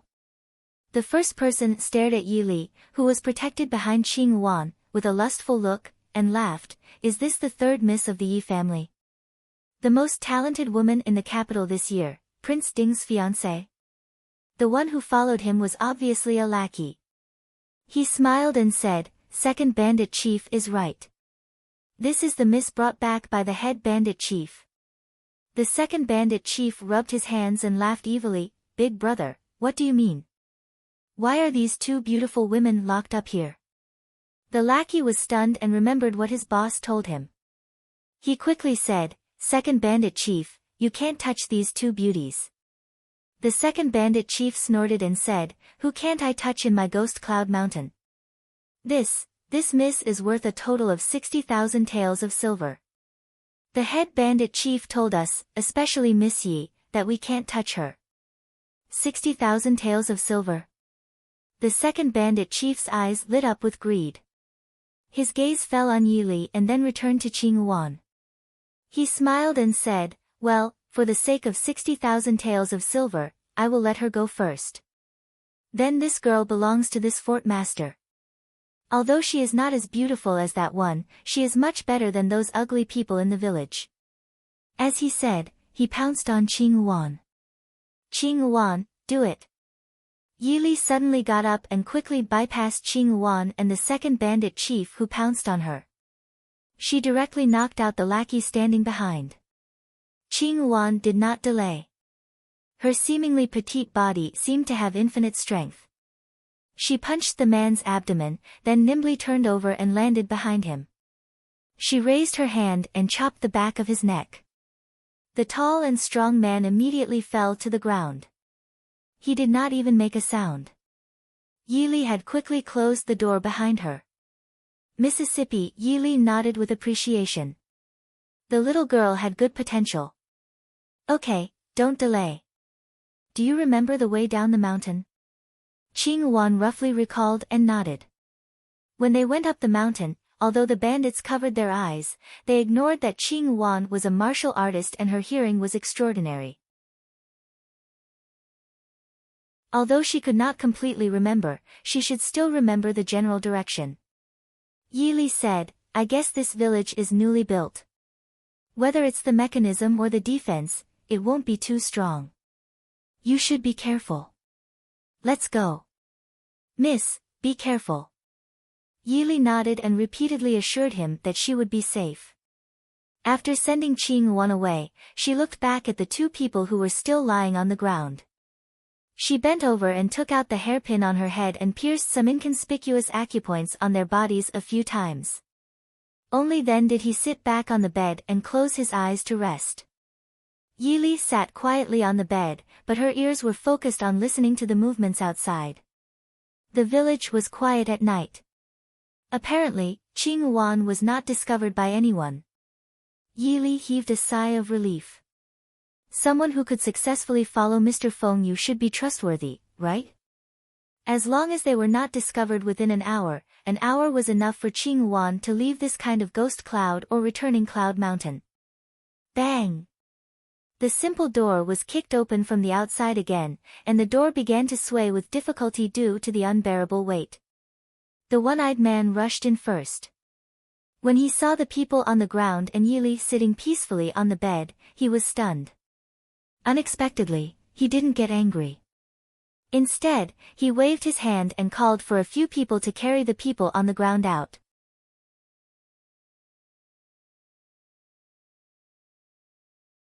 Chapter 64. It seems that I still underestimated you. Where's that girl? The one-eyed man stared at Yili and asked. Yili sighed helplessly in her heart. She was discovered in advance. She hoped that Qing Wan could go down the mountain safely. Didn't you see it? She escaped. The ferocious one-eyed man squinted suspiciously and stared at her. Why didn't you go with her? Or did that girl betray her master and escape? It's amazing that a little girl could escape from the stockade without anyone noticing. Yili looked at him and said, a group of bandits actually managed to kidnap two people right under the emperor's nose. I'm also very surprised. The one-eyed man snorted and said, the people I sent to follow your girl to get money haven't come back yet. What do you think happened to them? Yili shook her head and pretended to be at a loss. It seems that your girl is a master. Maybe she has gone down the mountain to find reinforcements now. What do you think you need to do to save your life before the reinforcements come? The one-eyed man stared at the indifferent girl in front of him viciously. Yili raised her hand and touched her carefully bandaged shoulder helplessly. She said, maybe you can consider taking a sum of money from me and then go away. I think your two men didn't come back because they want to do something to my girl. Since you know that my girl is a master, you should also think that the other one won't be too bad. So, our deal can actually continue. It seems that Miss Yi likes to solve problems with money. The one-eyed man sneered. Yili shook her head. Didn't you take someone else's money to make things difficult for me? Since the other party didn't want to buy my life, then I think your purpose has been achieved. I believe that before tomorrow, the whole capital will spread the rumor that third Miss Yi was kidnapped by bandits. And I just spend some money so that I won't suffer any real harm, and you won't violate the deal with the other party. Why not kill two birds with one stone? It sounds very reasonable. Someone told me that problems that can be solved with money are not problems. This time I won't renege on the debt. I'll give you the money as soon as I'm free. I can even pay the deposit first. Yi Li smiled. What if I don't agree? The one-eyed man narrowed his eyes. Yi Li said indifferently, if I die, the Yi family and Su family will definitely do their best to encircle and annihilate you. If I was still alive, I would consider using all of my assets, including the Su family's dowry and the betrothal gifts of Ding Guowang Fu as a bounty. I would offer a bounty all over the world to kill you. I won't take your life. As long as I can see your blade once, I will give you 1,000 taels. How many people do you think will accept it? The one-eyed man's mouth twitched. Very vicious. The premise is that you can find me. Yi Li's smile widened. Someone in the Tianyi pavilion owes me a life. The mocking smile on the one-eyed man's face finally froze completely. The viciousness in his single eye gradually dissipated and was replaced by a sharp edge. Although he still had that terrifying face, in an instant, he gave off the aura of a superior. You are indeed Mo Xiuyao's woman.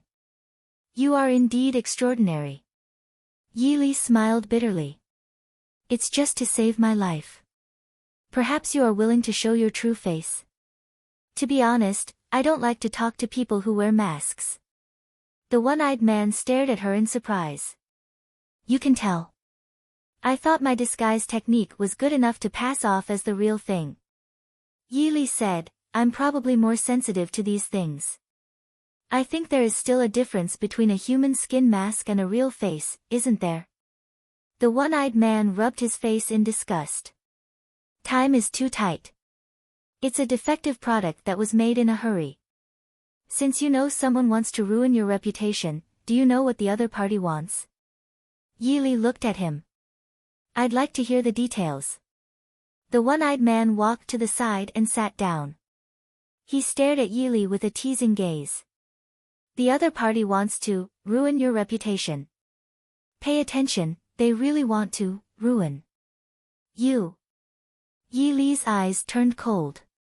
It's a woman. The one-eyed man raised his eyebrows in surprise. Yi Li frowned. Only women like to use such a vicious method to deal with other women. The one-eyed man shrugged. I definitely won't tell you who the other party is. Aren't you afraid? Yi Li looked at him seriously. She thought for a bit and said, you don't plan on doing that, right? The man nodded and laughed. I have to admit, Mo Xiuyao really does have a good eye. At least he's much better than that idiot Mo Jingli. I really don't plan on doing that. After all, I don't plan on angering Mo Xiuyao for a few thousand taels of silver. You know Mo Xiuyao. Yi Li pointed out. The one-eyed man didn't deny it. He stood up and said, we can leave now. Third Miss Yi, let's go get the money I deserve and then send you home. What do you think? I estimate that in another 2 to 4 hours, Mo Xiuyao should be here. It's not safe here. Yi Li indifferently followed him and stood up. She asked, what about the people in your stronghold? The one-eyed man turned around and gave her a twisted smile. You don't really think that I'm a bandit leader, do you? Don't worry, even though I'm not a bandit leader, but the people in this stronghold are all bandits who do all kinds of evil. They're just unlucky to be caught in Mo Xiuyao's hands. The original one-eyed leader wasn't killed by you, right? Yi Li followed the man through the crude houses. Along the way, the bandits who passed by on patrol bowed to the one-eyed man. When they saw Yi Li following behind him, they all revealed a wretched smile.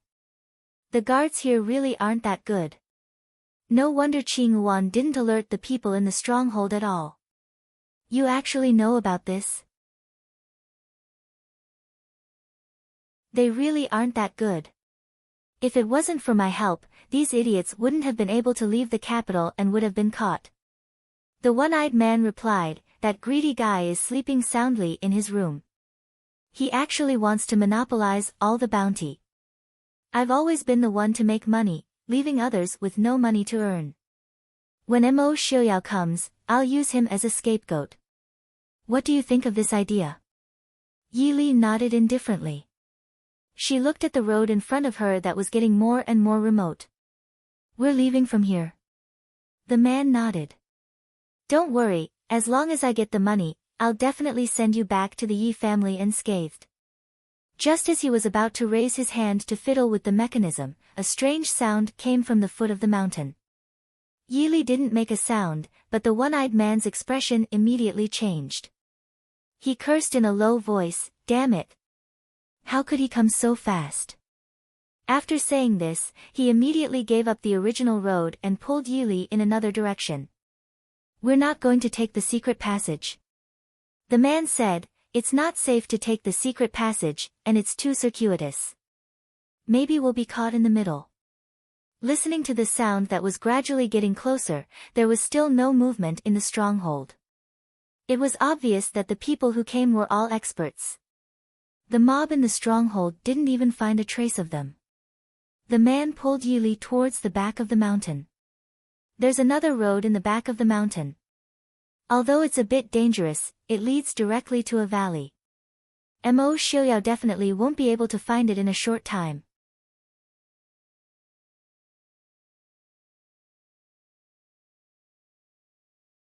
Chapter 65. But Yi Li said. Relax, my qinggong is not bad. I can still go down with you. But I want to renege on my debt. Yi Li said with a smile. A crescent moon hung in the sky, not too far away, not too close. A cool breeze blew from the top of the mountain. The one-eyed man lying on the cliff had a regretful and bitter smile on his face. Miss Yi, isn't this method too despicable? Yi Li leisurely sat by his side. She casually pulled off the cloth on her shoulder that was dyed red with rouge and threw it down the cliff. She indifferently shrugged and said, "You're not a gentleman, I won't feel guilty." The method was not important, the result was the most important. Don't move. The thin and sharp blade was pressed against the man's pulse on his neck. I don't recommend you to act rashly before you have absolute confidence in your ability to do so. If I stab forward half an inch, even a golden immortal won't be able to save you. It's a very special poison. Can I ask what kind of strange poison you used to deal with your savior? The man helplessly gave up on the idea of using his internal energy to temporarily stop the poison. In fact, he could not use any internal energy right now. Yi Li shook her head, it's a secret. But the title of savior is still up for debate. Speaking of which, I've been in a very bad mood recently. It's an honor to hear the #1 talented woman in the capital complain. The man said with a smile. But when paired with his frightening appearance, it seemed a bit funny. Yi Li frowned and said, ever since Prince Ding and I were arranged to be married, it seems like all kinds of trouble have come knocking on our door. Constantly probing, spying, looking for trouble, and of course kidnapping. Since it's so troublesome, why don't you elope with me? What do you think? Yi Li's long eyelashes gently fluttered. I'm not interested in the play between the talented man and the beautiful woman. Moreover, I'm guessing that the play must have forgotten to tell the beautiful woman what to do with her parents, relatives, sisters, and reputation. What are we going to rely on to survive? What if you elope with another beauty? The man looked at her in disappointment. After a while, he said, you think too much. Didn't the drama say that the gifted scholar would definitely become the top scholar in the future? She would be rich and her parents would forgive her relatives would envy her, and her sisters would be jealous of her. Most importantly, in the end, the gifted scholar and the beautiful woman will definitely live happily ever after, right? Yi Li shook her head. In the movie, it only says that this is the end of the drama. Most people imagine that they will grow old together and be in love forever, okay? The man thought about it carefully. There really didn't seem to be any dramas or storybooks where the couple grew old together and had many children and grandchildren. Very well, my lady. What will it take for you to let me go? The man seemed to understand that it was useless to beat around the bush with Yi Li, so he asked directly. Tell me who wants to harm me. Yili didn't beat around the bush and asked straightforwardly. What will happen if I don't say anything? The cold blade gently slid across his neck and small bumps appeared on the skin on his neck. Don't worry, I won't stab you with a knife. I will directly push you down. Yili looked down at the bottomless valley and smiled. Why don't you just stab me with a knife? The man didn't know whether to laugh or cry. No, I really can't say that. You can say that. I promised someone else. A man's words carry enormous weight. Even if you stab me to death, I won't say anything. The man said firmly. Yili looked at him for a while and raised her eyebrows. All right. Since it's like this, then let me see what kind of face is hidden under this mask. Miss Yi, how about you let me go now and I owe you a favor? The man tried to negotiate. This sounds a bit familiar. However, do you think that I would trust someone whose identity I don't even know? Even if you owe me 100 favors, I won't be able to find you. Yili held the dagger in one hand and pointed it at the man's neck. Her other hand began to search that twisted and ugly face. Miss Yi, I have 20,000 silver taels on me. Take it and treat it as a way to get over your shock. How about we write off today's matter? Yili's hand did not stop as she lightly said, do you think that I'm like you, willing to risk my life for money? If we write it off this time, how would I know if there won't be a next time? The man was silent for a moment before saying, I don't know if there will be a next time, but I can guarantee that I won't make things difficult for Miss Yi. How about it? Feeling Yili's hand paused for a moment, the man quickly added, I promise that I will never make things difficult for Miss Yi again. You can tell this to Mo Xiuyao. He knows who I am and knows if my words can be trusted. The cold blade on his neck finally left a bit. Yili stood up, I'll trust you for now. The antidote. No, the antidote was given to me by Qing Yu. Although you can't use your internal strength, it shouldn't be a problem if you don't use your qinggong. Yili said with a faint smile. The man clenched his teeth, but the sound of footsteps not far away made him unable to argue with Yili. He could only stand up and prepare to use a method he had never used before to climb down the valley. But unfortunately, he was a step too slow. A cold voice came from the other side of the path. Han Mingyue, a plain-clothed man sitting in a wheelchair, slowly appeared at the end of the path. Behind him was the silent brown-clothed youth who was steadily pushing the wheelchair. Even on this uneven mountain peak, he didn't seem to be struggling at all. Sitting in the wheelchair, Mo Xiuyao's face was as calm as water. He stared at the one-eyed man with a cold and deep gaze. With just a glance, the one-eyed man felt his body stiffen as if he was frozen in ice. He could only bitterly smile as he looked at the cliff less than 2 steps away from him. Li, are you all right? Mo Xiuyao looked at Yili with a warm gaze. Yili calmly put away her dagger under his gaze. She walked in front of him and said with an apologetic smile, Sorry, I made you worry. Mo Xiuyao's eyes flashed and his brows furrowed. In the end, he sighed softly and said, You're tired. Let's talk when we get back. Yili also felt that the current environment wasn't suitable for talking. She nodded in agreement with Mo Xiuyao's suggestion. One of the women following behind Mo Xiuyao and Jin gave a cloak to Yili. Yili faintly smiled. Even though she felt that it wasn't too cold, she still put on the cloak. Han Mingyue, can you tell me why you're here? Mo Xiuyao asked as he stared sharply at the man on the cliff. You can recognize me even like this? The man sighed. He reached out and searched his face for a while. Then, he pulled off a leather mask, revealing his originally handsome but dejected face. When she heard Mo Xiuyao mention the name Han Mingyue, Yili only raised her eyebrows.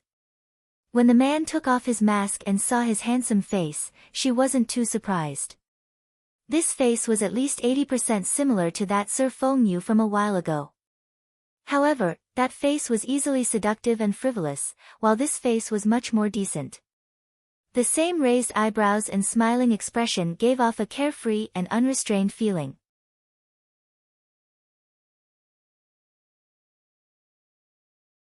Chapter 66. Ha, Xiaoyao, we haven't seen each other in so many years. I didn't expect to see you again under such circumstances. It's really a pity. Even though the handsome man was dressed in the rough clothes of a bandit, he still gave off the impression of a distinguished and elegant young master.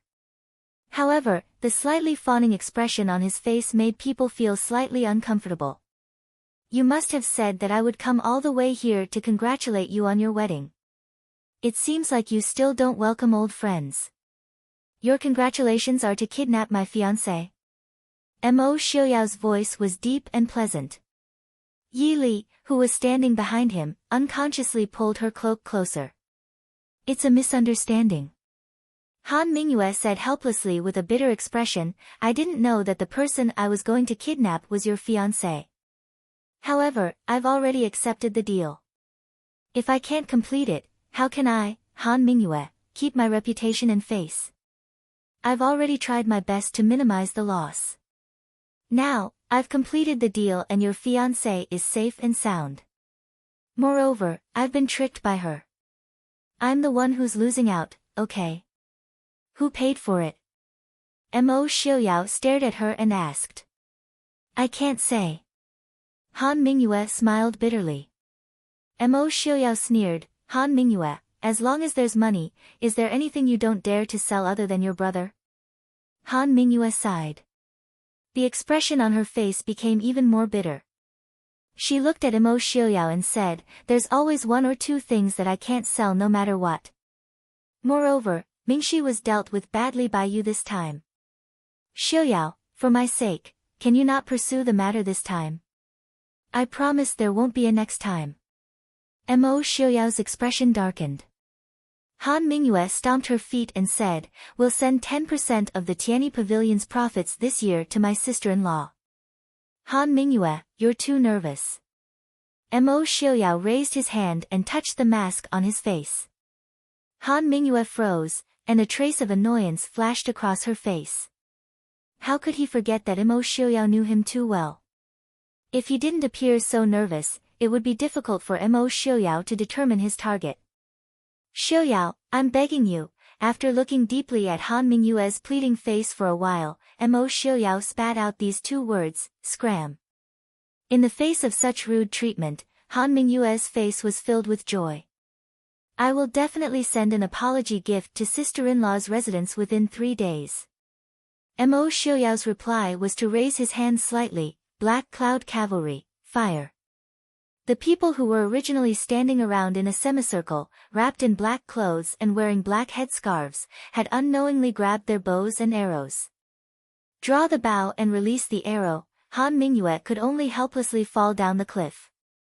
Mo Xiaoyao, you're ruthless. Han Mingyue's pitiful cries disappeared from the cliff. Yi Li blinked and lowered her head to look at Mo Xiaoyao. She wasn't sure if Han Mingyue was still hiding his strength. At the very least, even if she was in her best condition, there was no way she would be fine after falling down from here. As if he knew her doubts, Mo Xiaoyao explained, Han Mingyue likes to leave a backup plan behind. He definitely has some arrangements below.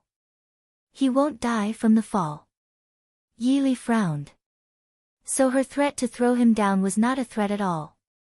As expected, it was easy to make mistakes if you didn't understand your enemy. Know yourself and know your enemy, and you won't be defeated in 100 battles. The war saint didn't lie to me. Let's go back. Mo Xiaoyao reached out his hand and said softly. Okay. In the other courtyard of the Su Fu, she finally managed to get rid of her 2 uncles and 5 cousins with great difficulty. On one hand, Yi Li felt that dealing with so many people at the same time was a bit of a headache. At the same time, she could feel the uncontrollable warmth and joy of being cared for by her family. Mo Xiaoyao sat to the side and silently looked at the young girl sitting across from him. He suddenly found that he didn't understand his fiancée at all. In reality, his fiancée wasn't even 16 yet, but she was unexpectedly strong, decisive and mature. What was he doing when he was 15 or 16? Mo Xiaoyao rarely thought about the past, but looking at the young girl's faint smile in front of him, he felt that it wasn't that painful to think about the past. When he was 15 or 16, he was in the prime of his youth. Riding a horse in the capital, he was frivolous and wanton. Who in the world didn't know that the young master of the Ding King's household was a young hero? Who in the world didn't know that the young general of the Ding King's household had swept through the southern border like a god at a young age? Even on the bloody battlefield, he was still in high spirits, his words and actions unrestrained. But when this young girl was 15 years old, she had already experienced things that most girls would never experience in their lifetime. Losing her mother at a young age, breaking off the engagement, being schemed against by her stepmother, a dismal reputation, a marriage that everyone was afraid of, being plotted against, being kidnapped. But he had never seen her panicked appearance before. Even after encountering this kind of situation today, she didn't cry or get angry after escaping danger. She even smiled and said sorry to him for making him worry. If he was in her position, he definitely wouldn't be able to be this calm at her age. Mo Xiaoyao sighed in his heart. Li, I'm very sorry about today's matter. After a long time, Mo Xiaoyao said in a soft voice. Yi Li looked up at him and smiled, this isn't something you can control. I was too careless. But, tomorrow in the capital, I'm afraid it will affect the Ding King's household's reputation. Mo Xiaoyao looked at her, his eyes deep and unfathomable. I have the final say in the Ding King's household, as long as you don't regret it. Yi Li blinked and instantly understood what he meant. He had the final say in the Ding King's household, so no matter what her reputation became, it wouldn't affect their marriage. Was it like this? Tilting her head to think, Yi Li helplessly smiled and said, I think if I regret it, I probably won't be able to get married in this lifetime. Then how about, we make do? Mo Xiaoyao's lips curled into a hard-to-see curve, that's for the best. I also feel that if you regret it, it won't be easy for me to find a suitable princess in this lifetime. Yi Li looked at him with a smile and said, since the prince doesn't mind, then let's make do. Seeing the young girl sitting in front of the window turn around and smile at him, saying let's make do, Mo Xiaoyao suddenly felt his heart sway. Under the candlelight, the young girl's slightly pale face seemed to glow faintly, making one's heart skip a beat. Mo Xiaoyao quickly moved away and supported his forehead with his hand, saying, Han Mingyue will probably send you something in the next 2 days. Don't worry about him, just accept it. Yi Li said in surprise, will he really give me 10% of the Tianyi Pavilion's income? The Tianyi Pavilion was the largest intelligence organization in Dechu State. Even 10% of the income from selling all kinds of information every year was absolutely shocking. Mo Xiaoyao nodded and looked at Yi Li, wanting to say something, but hesitated. Yi Li said with a smile, there's no need to talk about today's matter. Since you've already agreed to Han Mingyue.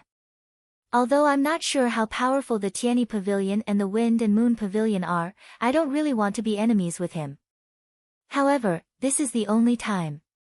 If that person makes any moves in the future and falls into my hands, I won't accept his pleading. Of course. After a moment of silence, Mo Xiaoyao looked seriously at Yi Li and promised, since Miss Li doesn't regret it, then you and I are family in the future. Anyone who wants to hurt Miss Li is my enemy.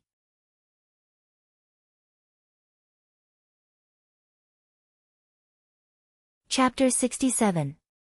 Yi Li nodded with a smile and did not say anything. The crescent moon outside the window gradually set behind the roof. The young girl raised her head to look at the waning moon in the sky. Her beautiful face was bathed in a layer of quiet light by the moonlight. Behind her, the young man in the wheelchair focused on the young girl's slender figure.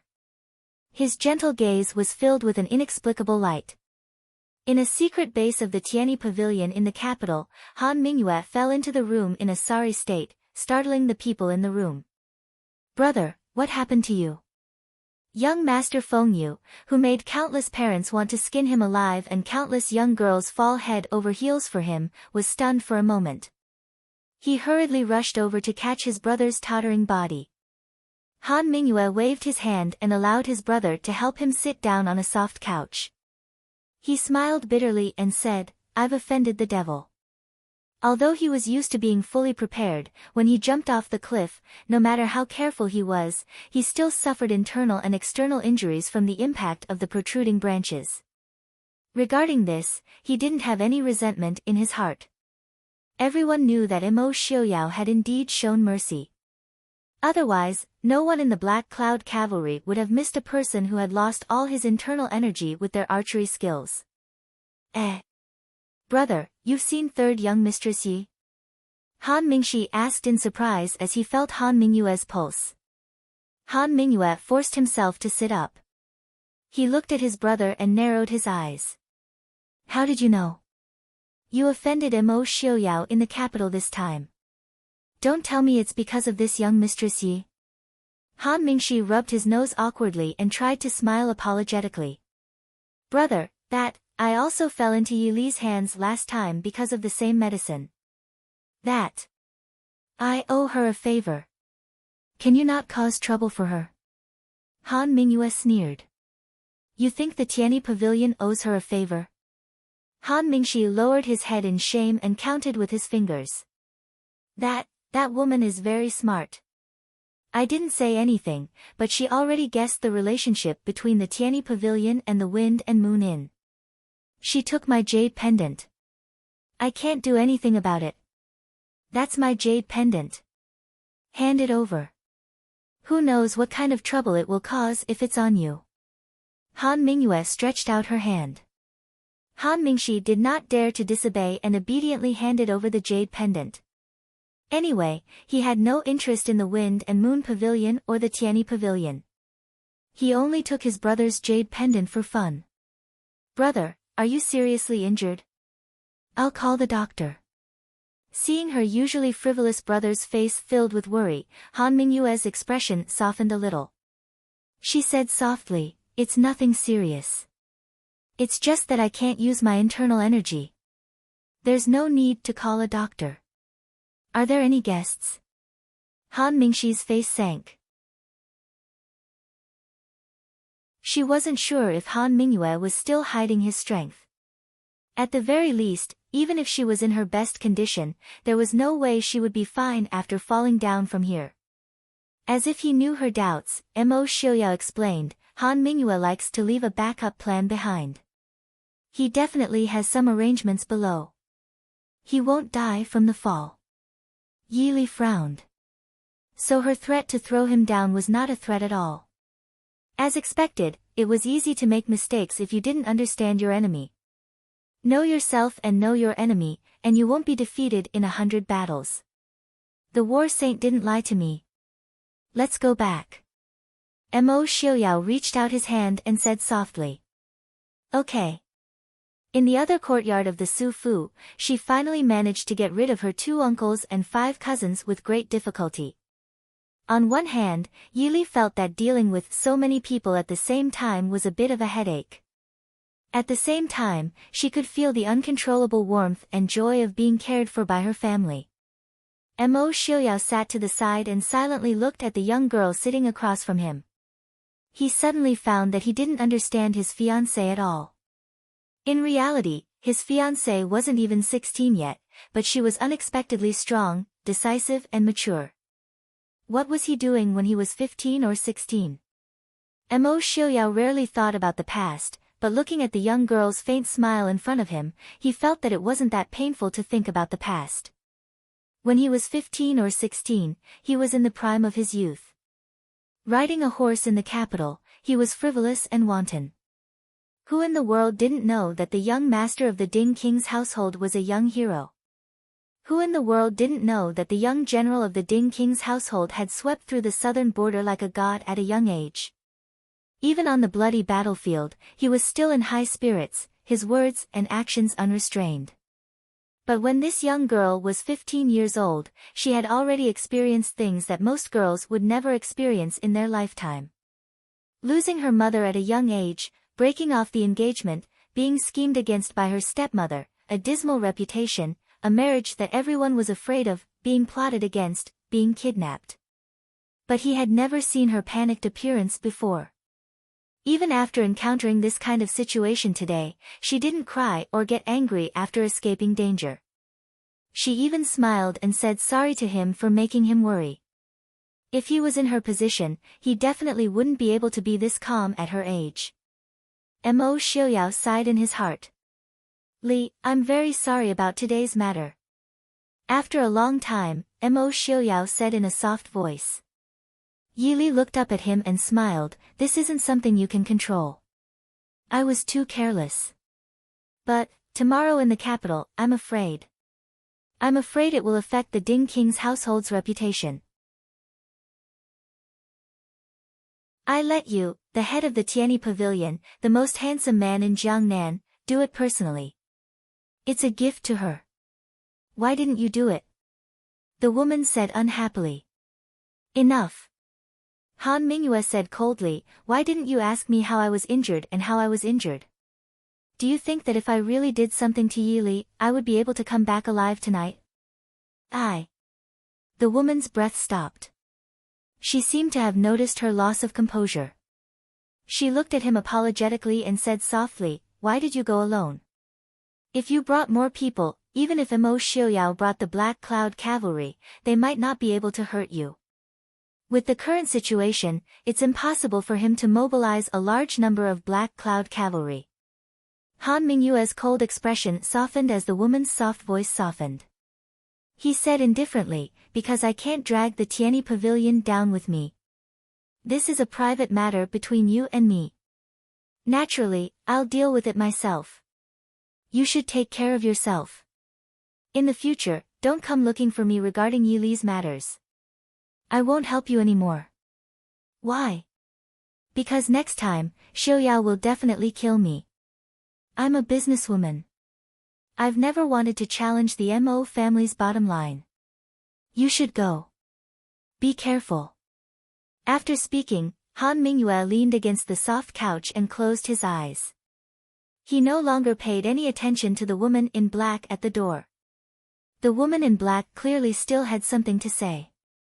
However, when she saw the ashen-faced man lying on the soft couch with rejection written all over his body, she could only swallow the words she wanted to say. She snorted softly and said, then rest well. I'll go back first. She turned and walked out the door. Not far from the door, a man who resembled Han Mingyue stared at her with gloomy eyes. You don't have to come again. We're going back to Jiangnan soon.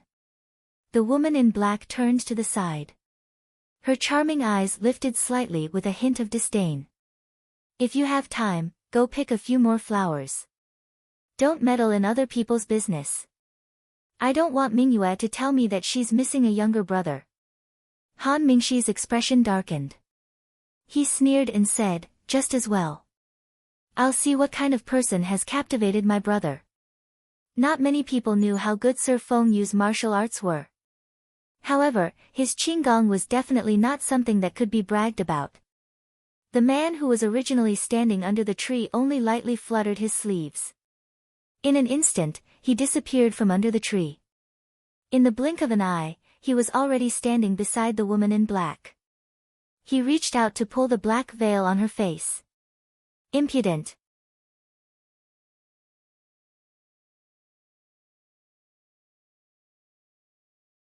Chapter 68. Ming Shi, stop. At the door, Han Mingyue gloomily looked at the two people who were at daggers drawn. Let her go. Humph. Han Mingxi angrily swung his hand and jumped up, disappearing from the roof. Han Mingyue stared at the woman in black in the courtyard with warning eyes. Don't provoke Ming Shi. Hee, as long as he doesn't provoke me, why would I provoke him? Ming Yu, he is still your brother. We are friends, aren't we? The woman laughed softly. Bang! Han Mingyue took a step back and slammed the door in her face. Han! Ming! You! The woman in black's eyes flashed with shock as she shouted hatefully. She saw that the candles in the room were extinguished very quickly. It was obvious that the person inside was preparing to sleep. She snorted and turned to leave the quiet and dark courtyard. The woman in black walked out of the inconspicuous courtyard. Immediately, a few men in black came forward. "Mississippi," the woman nodded and said coldly, "let's go back." The leader of the men in black could see that the woman was not in a good mood and did not dare to say anything. He waved his hand and a few men protected the woman as they quickly left in the dark night. Whoosh, an arrow pierced through the air with the force of 1,000 caddies. The leader of the men in black quickly pulled out his sword and tried to block the arrow. But that arrow was not so easy to block. He only felt the sword in his hand shake, and even the hand holding the sword suddenly became numb. The arrow brushed past the sword and shot towards the woman in black who was behind him. Ah! Miss!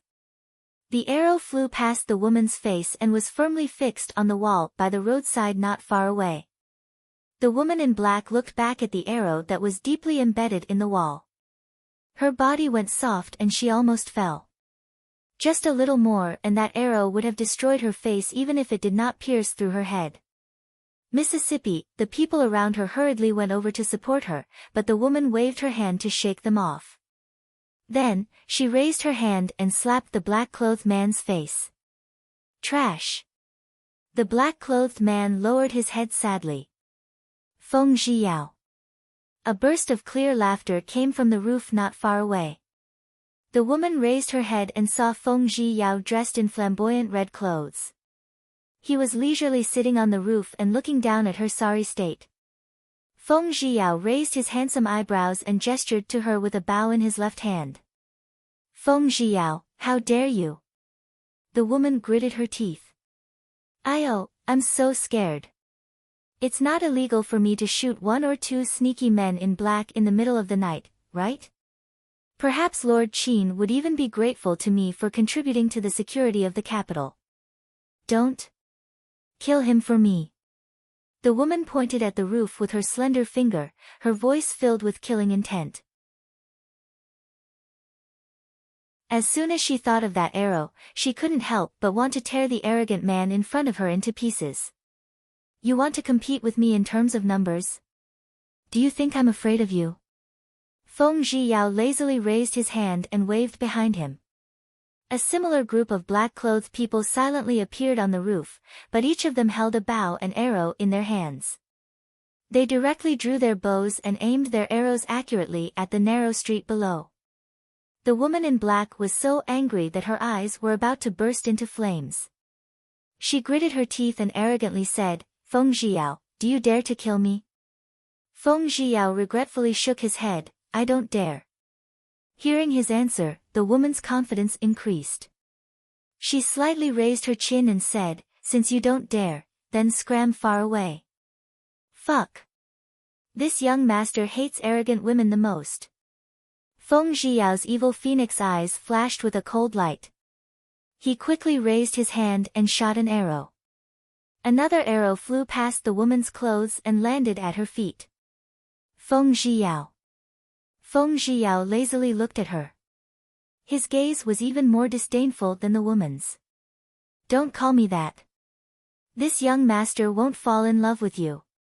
Someone told me to warn you to stop messing around. Otherwise, tonight's arrow will not hit the wall. Even if you don't believe in this young master's archery, you shouldn't doubt them.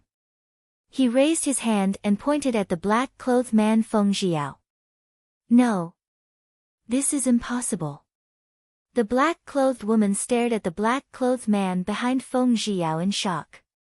How could he? Feng Zhiyao, you dare use the Black Cloud Cavalry without permission. TSK, a woman who deceives herself. Feng Zhiyao impatiently sat up and said, just remember this young master's warning.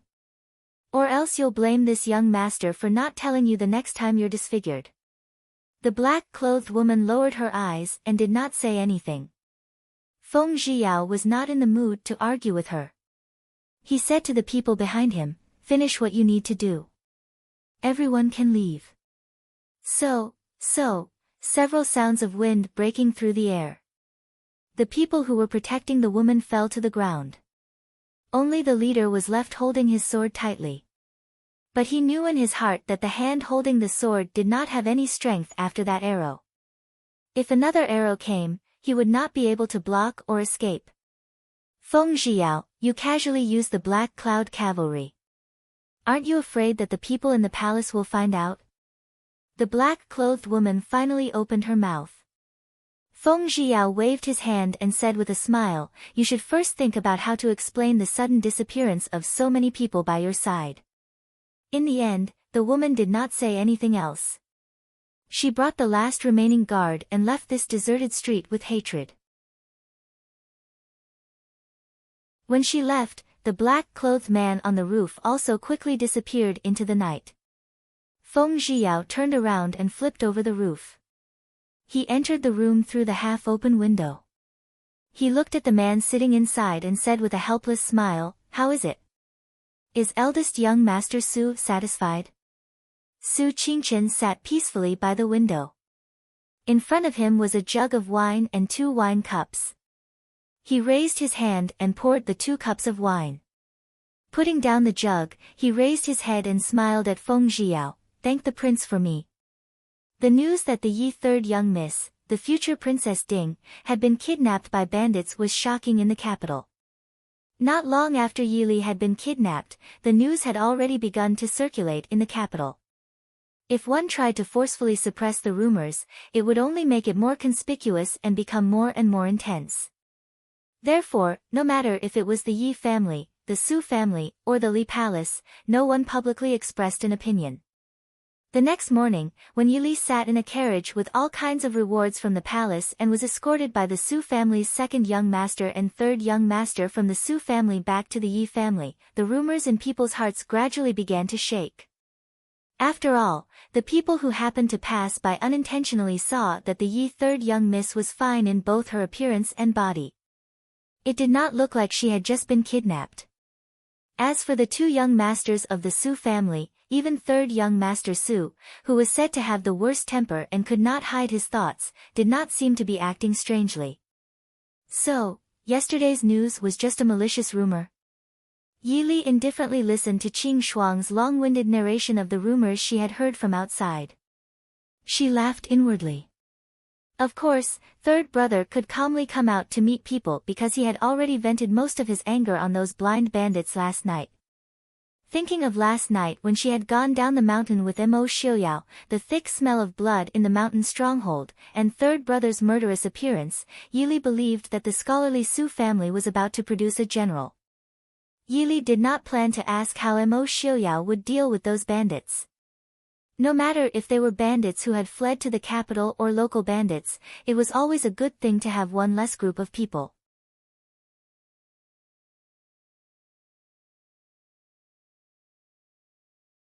Chapter 69. Third Miss Yi. A clear male voice came from outside the window.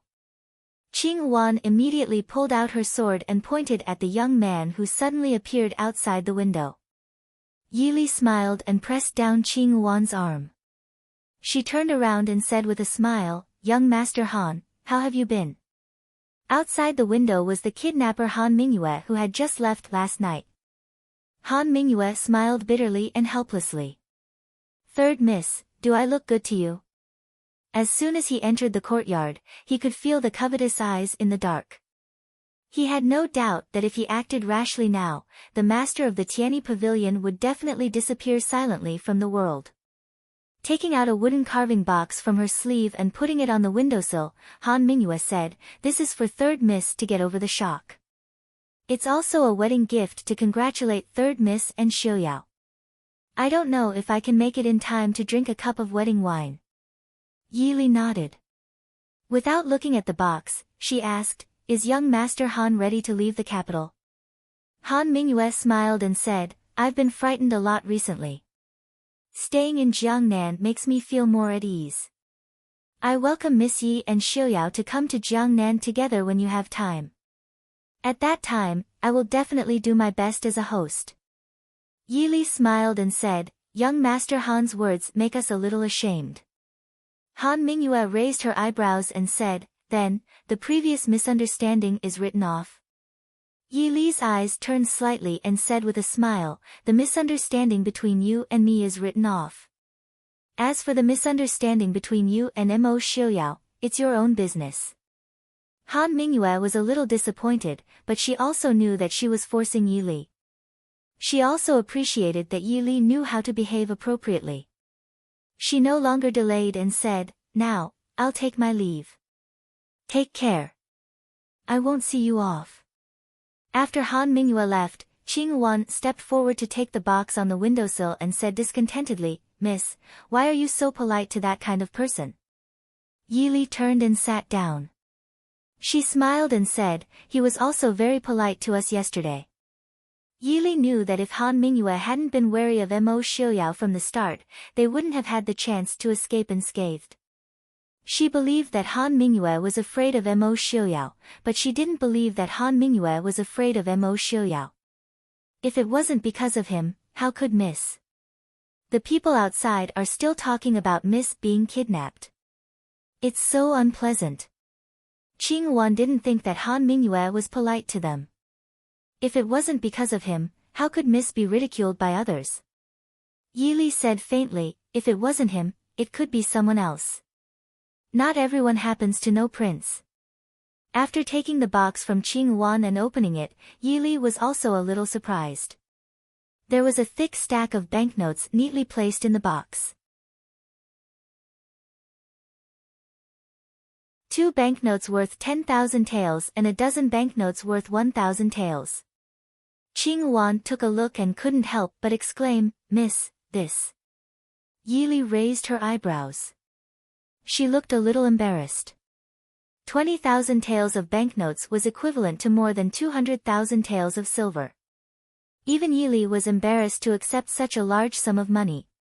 Beside the banknotes was a pair of top-grade white jade dragon and phoenix pendants. Just by looking at the quality of the jade, she knew that it must be extraordinary. After thinking about it, Yi Li closed the box again and passed it to Qing Shuang. Get ready, I'm going to the Prince Ding mansion. Qing Shuang held the box carefully. She also saw it just now. She had never seen so much money since she was young. Boo-hoo, I'm so scared, yes, Mississippi, Li. Li. Murong Ting's voice came from outside before she entered the door. Yi Li smiled and got up to welcome her. Qin Zheng, Hua Tianxiang and Qin Yuling, the sister of the capital city magistrate Qin Mu whom she had only met twice, came to visit Yi Li together. Murong Ting entered the room first and grabbed Yi Li, asking repeatedly, Miss Li, are you okay? Yi Li smiled and said, if I'm not okay, why would I be standing here? Why are you guys here? Qin Zheng covered her lips and smiled faintly. Ting ran over early in the morning to drag me and Tian Xiang over to look for you. I told her that you were completely fine, but she insisted that she was worried and had to come over to take a look. We met Miss Yuling on the way and came together. Mu Rongting hugged Yi Li and waved her fists. If I find out which bastard is the one who spread the rumors, I'll slap his face so hard that even his parents won't be able to recognize him. This is simply too much. 10,000 times more than that bastard Leng Haoyu. Everyone couldn't help but laugh. Yi Li smiled at Qin Yuling, Miss Qin, thank you for coming to see me. Qin Yuling smiled shyly, actually. I'm here to apologize to Miss Yi on behalf of my brother. He just took charge of the capital city magistrate and something like this happened, implicating Miss Ye's reputation. Yi Li shook her head. Looking at Qin Yuling's expression, she knew that she must have come behind Qin Mu's back. Actually, there was no reason for this kind of thing to be blamed on Qin Mu, the capital city magistrate. Even in her previous life, no matter how advanced the technology was, there was never a lack of crime. Furthermore, at this time, people's energy was limited, so how could they manage everything? Lord Qin is the parent magistrate of the capital city's people. He wholeheartedly serves the people and is known as the Iron Face Magistrate. It's just some rumors, Miss Qin doesn't have to care about it. Rumors stop with the wise, if you ignore them, those people will find it boring and naturally won't spread it again. Hearing Yi Li's words, Qin Yuling also let out a sigh of relief. She and her brother relied on each other for survival since young. Although her brother didn't say it, she knew that this matter involved Ding King's manor, Minister's manor, and Su family. Her brother was only a third-ranking magistrate and Qin family didn't have any backing. If she wasn't careful, she could be used as a scapegoat. Thank you, Miss Yi. Hua Tianxiang smiled. Miss Qin, you don't have to thank her. Those vile people are jealous of Miss Li and want to ruin her reputation. Lord Qin can't control everyone's mouths, right? Miss Li, looking at your dressing, are you preparing to go out? Hua Tianxiang noticed Yi Li's clothes and asked, could it be that we came at a bad time? I just planned to make a trip to Ding King's manor. It's not anything important, it won't be too late to go later. Yi Li said. Oh. Murong Ting rolled her eyes and smiled maliciously, so our Miss Li is already so familiar with Prince Ding. Yi Li rolled her eyes in annoyance. Murong Ting didn't care at all and said cheerfully, why do we have to personally go to Ding King's manor? Wouldn't it be enough to send an invitation to Prince Ding to come out? At the same time, we can also let those talkative vile people know that no matter how hard they try, they won't be able to separate Miss Li and Prince Ding. Qin Yuling looked at Murong Ting with some doubt. Does Miss Murong know who did it? Just call me Murong. Murong Ting said confidently, who else could it be? It must be that Prince Li who can't bear to see Miss Li live well.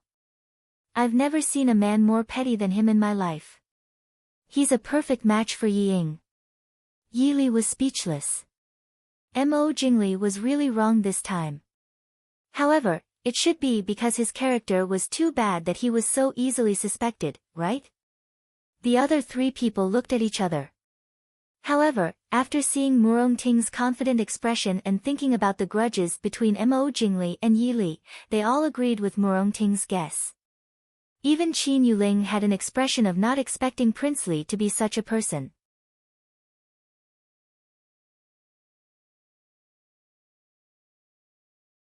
Chapter 70. Prince Li's temper was not good. This was not a secret among the nobles in the capital.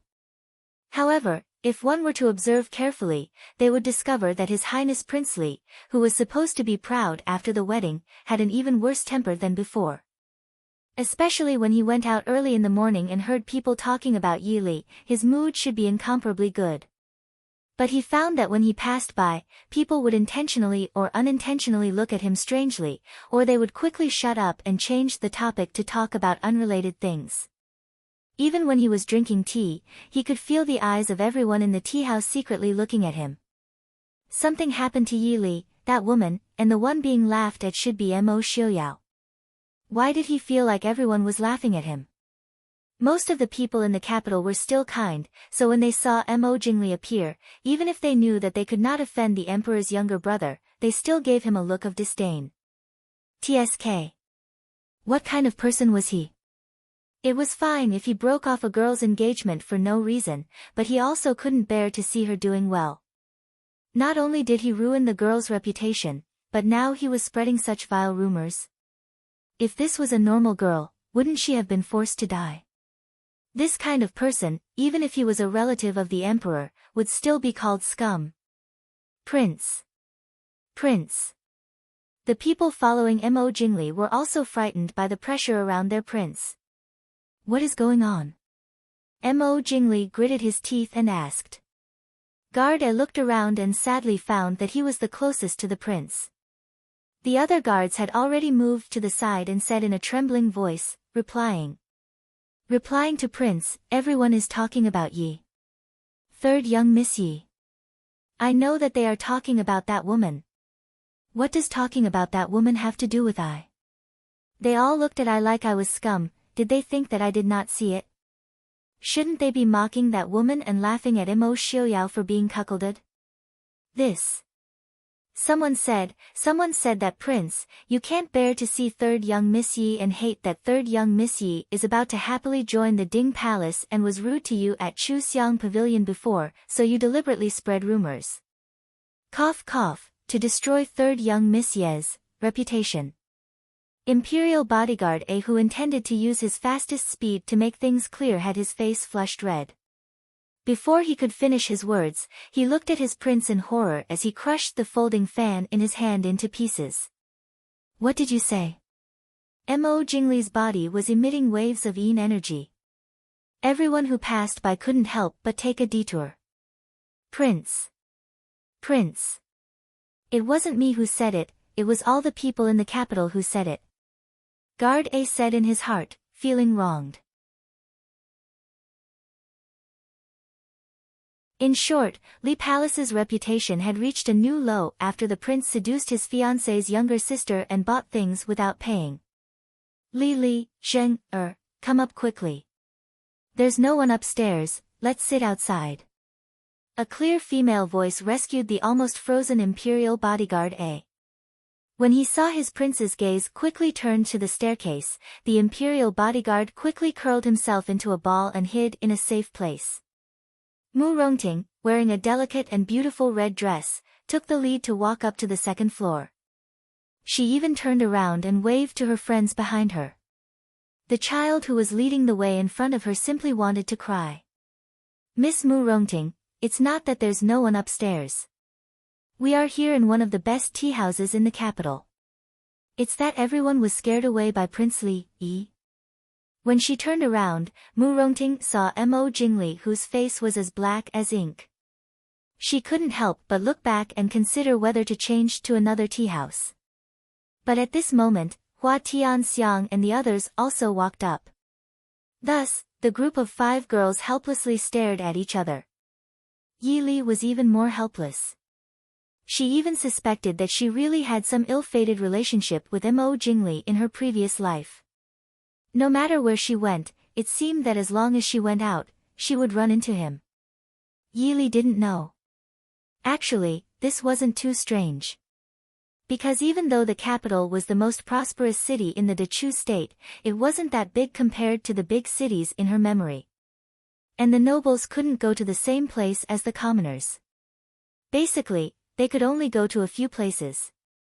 So, unless it was someone like Yi Li who didn't go out much or someone like Mu Rongting who often ran around, they would basically only go to a tea house where they knew each other.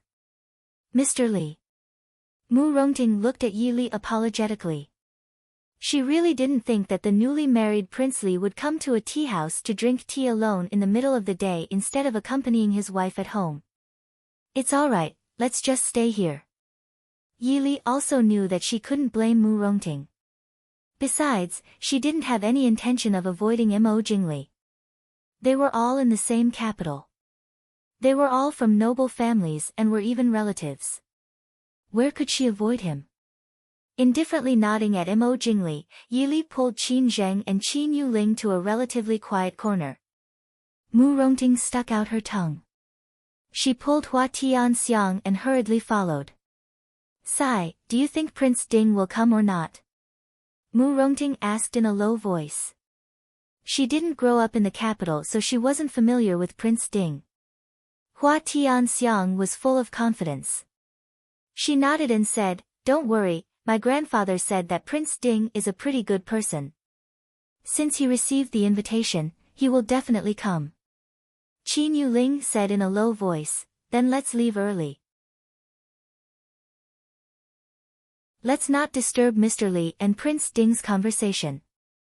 Mu Rongting giggled and said, "It's still early. We came out early. Prince Ding definitely hasn't come out yet. It won't be too late for us to change places when he comes." Ha, did you see the expressions of those people downstairs just now? They became very strange when they saw us come in. I was afraid that their eyeballs would fall into their teacups. Hua Tianxiang snorted and said, "Those people probably thought that Mr. Li was hiding at home crying. Of course they would be startled when they saw us suddenly appear."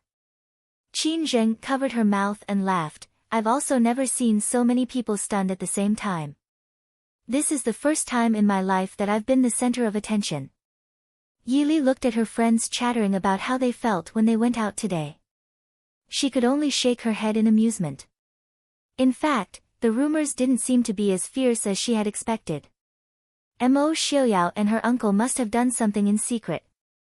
At the very least, most people looked at her with surprise or sympathy. It wasn't the disdain and contempt that she had thought would appear. It seemed that most people didn't believe that she had been kidnapped. Yi Li and the others sat in a relatively remote corner, chatting among themselves. Mo Jingli sat alone by the window, drinking tea like it was wine with a calm face. Because he was far away, he couldn't hear what they were talking about. However, he could still feel that they were in a good mood. It seemed that they weren't affected by the rumors at all. Mo Jingli couldn't help but gnash his teeth. It was clearly Yi Li who had gotten into trouble, but Yi Li herself acted as if nothing had happened. Instead, he had to take the blame. However, if he had to rush over and argue with Yi Li, even Mo Jingli felt that he couldn't bring himself to do it. Thus, he could only let the cold wind around him scare away the surrounding guests and continue to drink tea.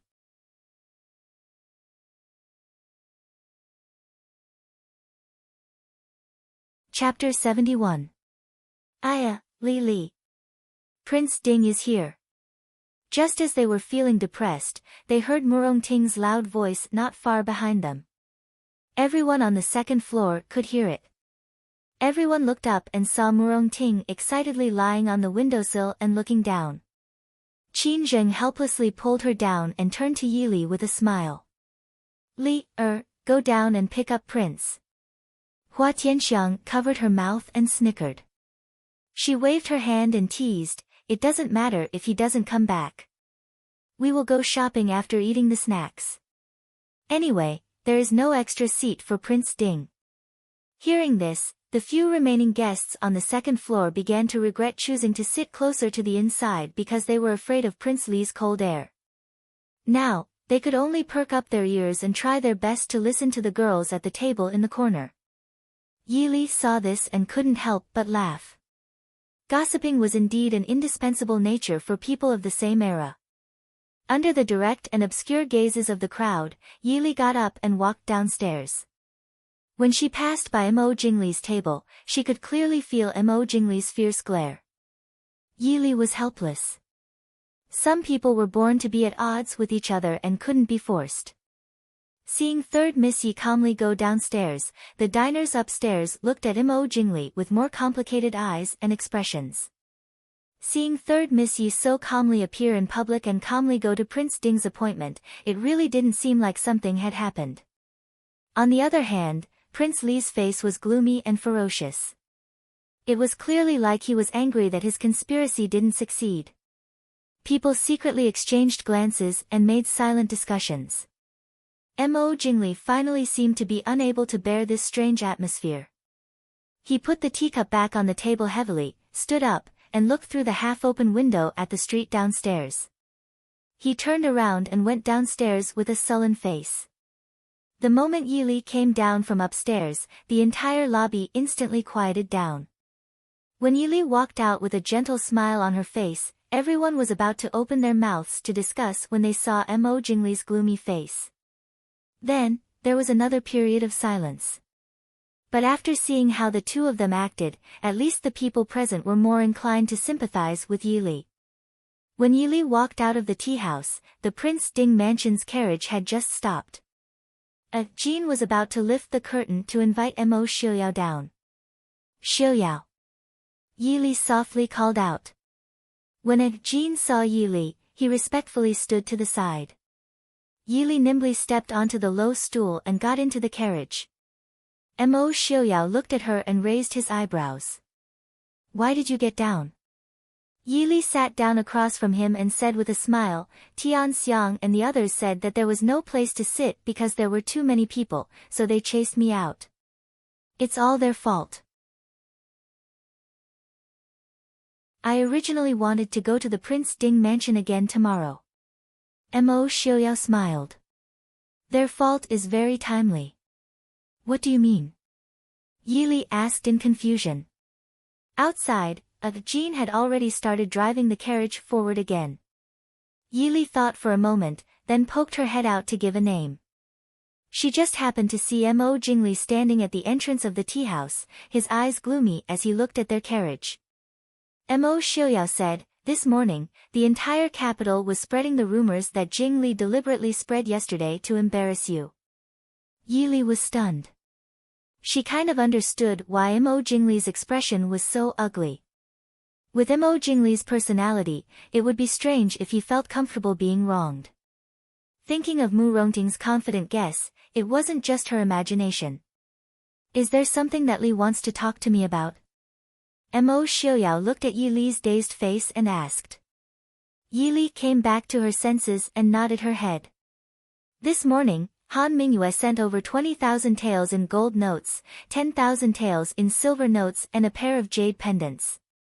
I originally wanted to bring it with me when I go to the Prince Ding mansion tomorrow, but it's not good to bring it with me when I go out with Tian Xiang and the others."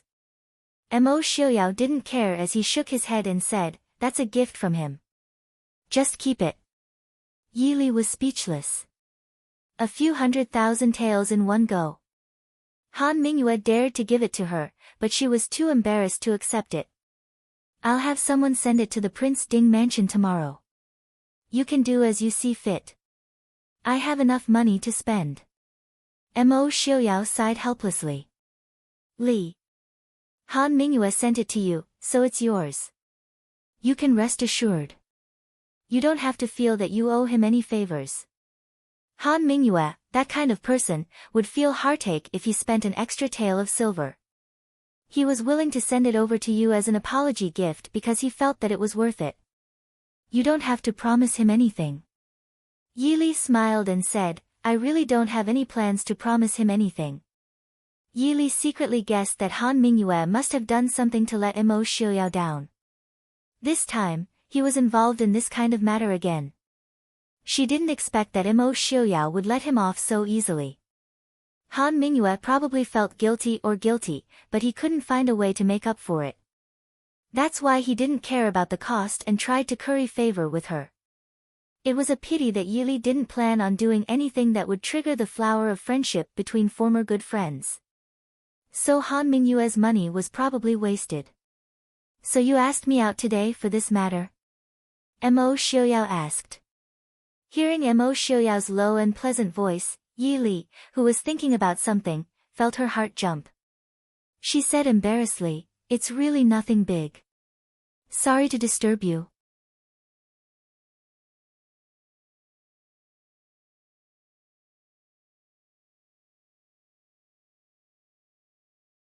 Chapter 72.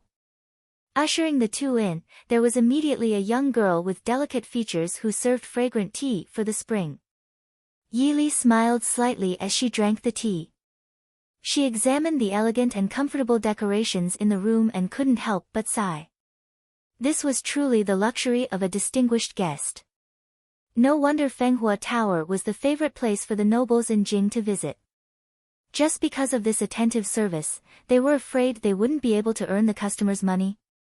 Perhaps because of Mo Xiuyao's status, the shopkeeper personally stood in front of them to serve them. "Does Prince want to choose accessories for Yi San Xiaojie?"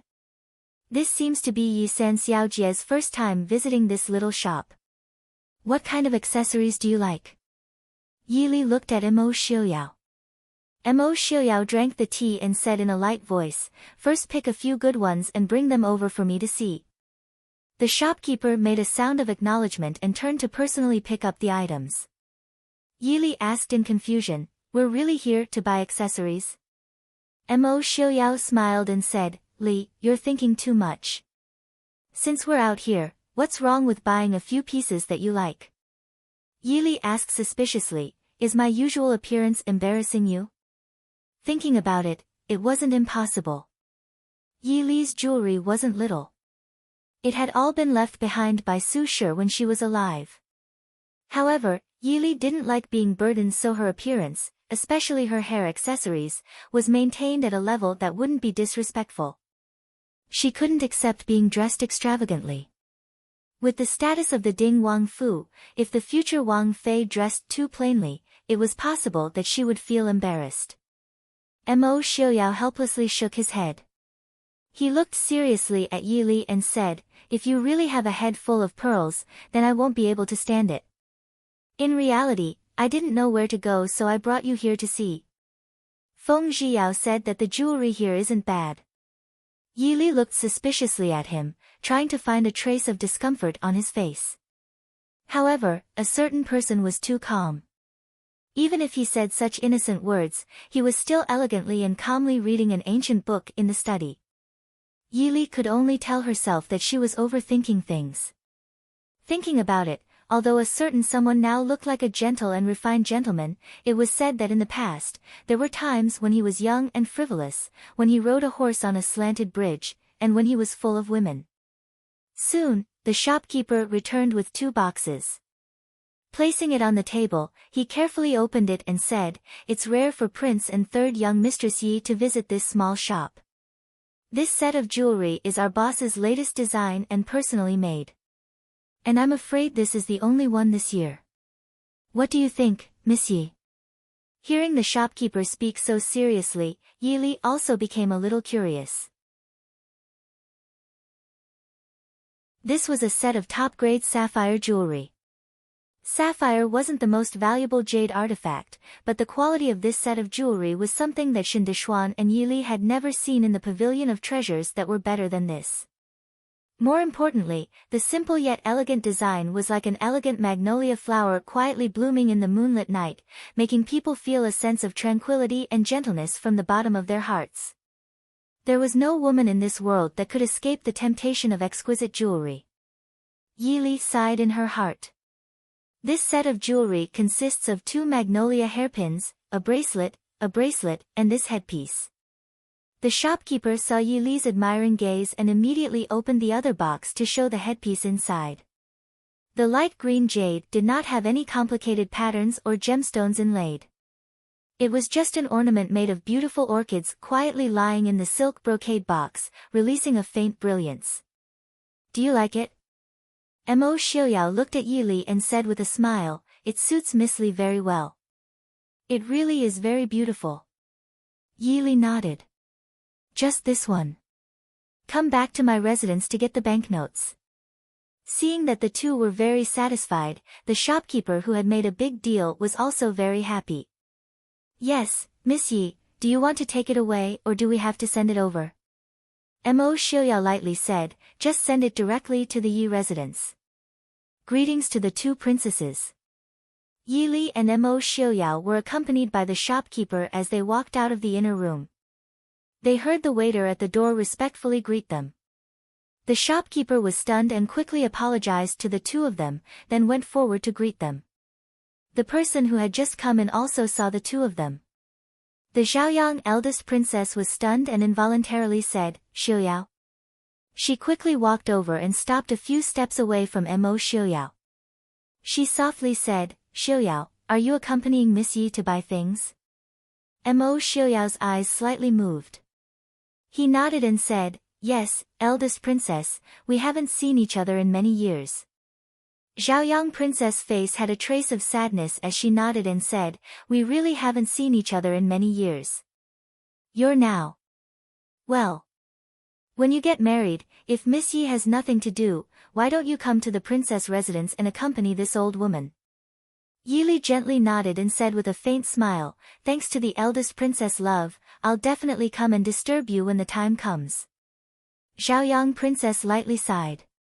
She pulled Yi Li and said with a smile, "Although this is only the 2nd time I've seen Miss Yi, your mother and I had some friendship when we were young. Miss Yi, see if there's anything else you like. Consider it a meeting gift from your elder." Yi Li was somewhat helpless.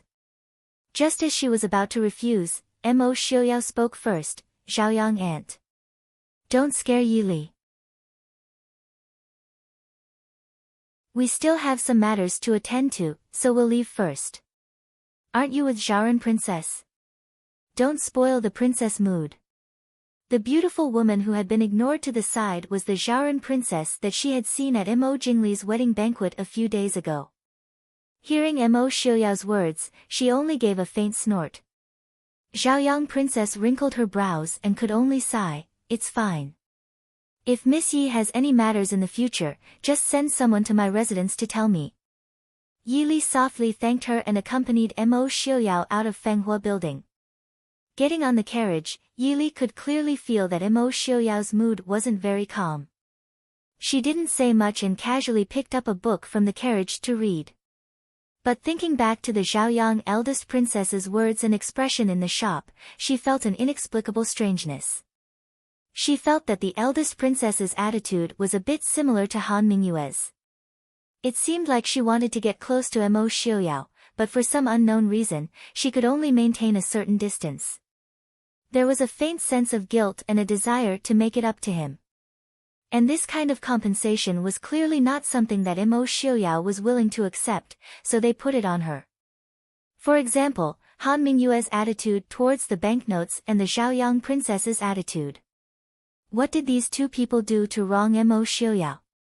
Sorry, Li, in the carriage, Mo Xiuyao softly said with a faint trace of guilt in his eyes. Yi Li raised her brows in confusion. Mo Xiuyao helplessly smiled and said, I originally wanted to take you out to relax. Yi Li suddenly realized. This man was apologizing to her for being in a bad mood just now. But this kind of bad mood when meeting someone you didn't like was unavoidable. Or was it because she was acting like an unreasonable little girl that he felt that he needed to apologize? It's nothing, you're not in the mood today. Let's go back first. We'll come out another day when you're in a good mood. In reality, she wasn't in the mood to go shopping with a depressed man. She didn't know how to comfort people. If she had that free time, she might as well do something else. After yesterday's matter, she found that she still had a lot of things to do. You're tuning in to the Blissful Bookshelf YouTube channel. We're so grateful for your support and don't forget to subscribe to join us on this incredible journey through captivating stories. Your generosity through donations truly makes a world of difference, as it's the primary source of revenue that allows me to expand and enhance this channel for you. Thank you from the bottom of my heart for being a part of this adventure.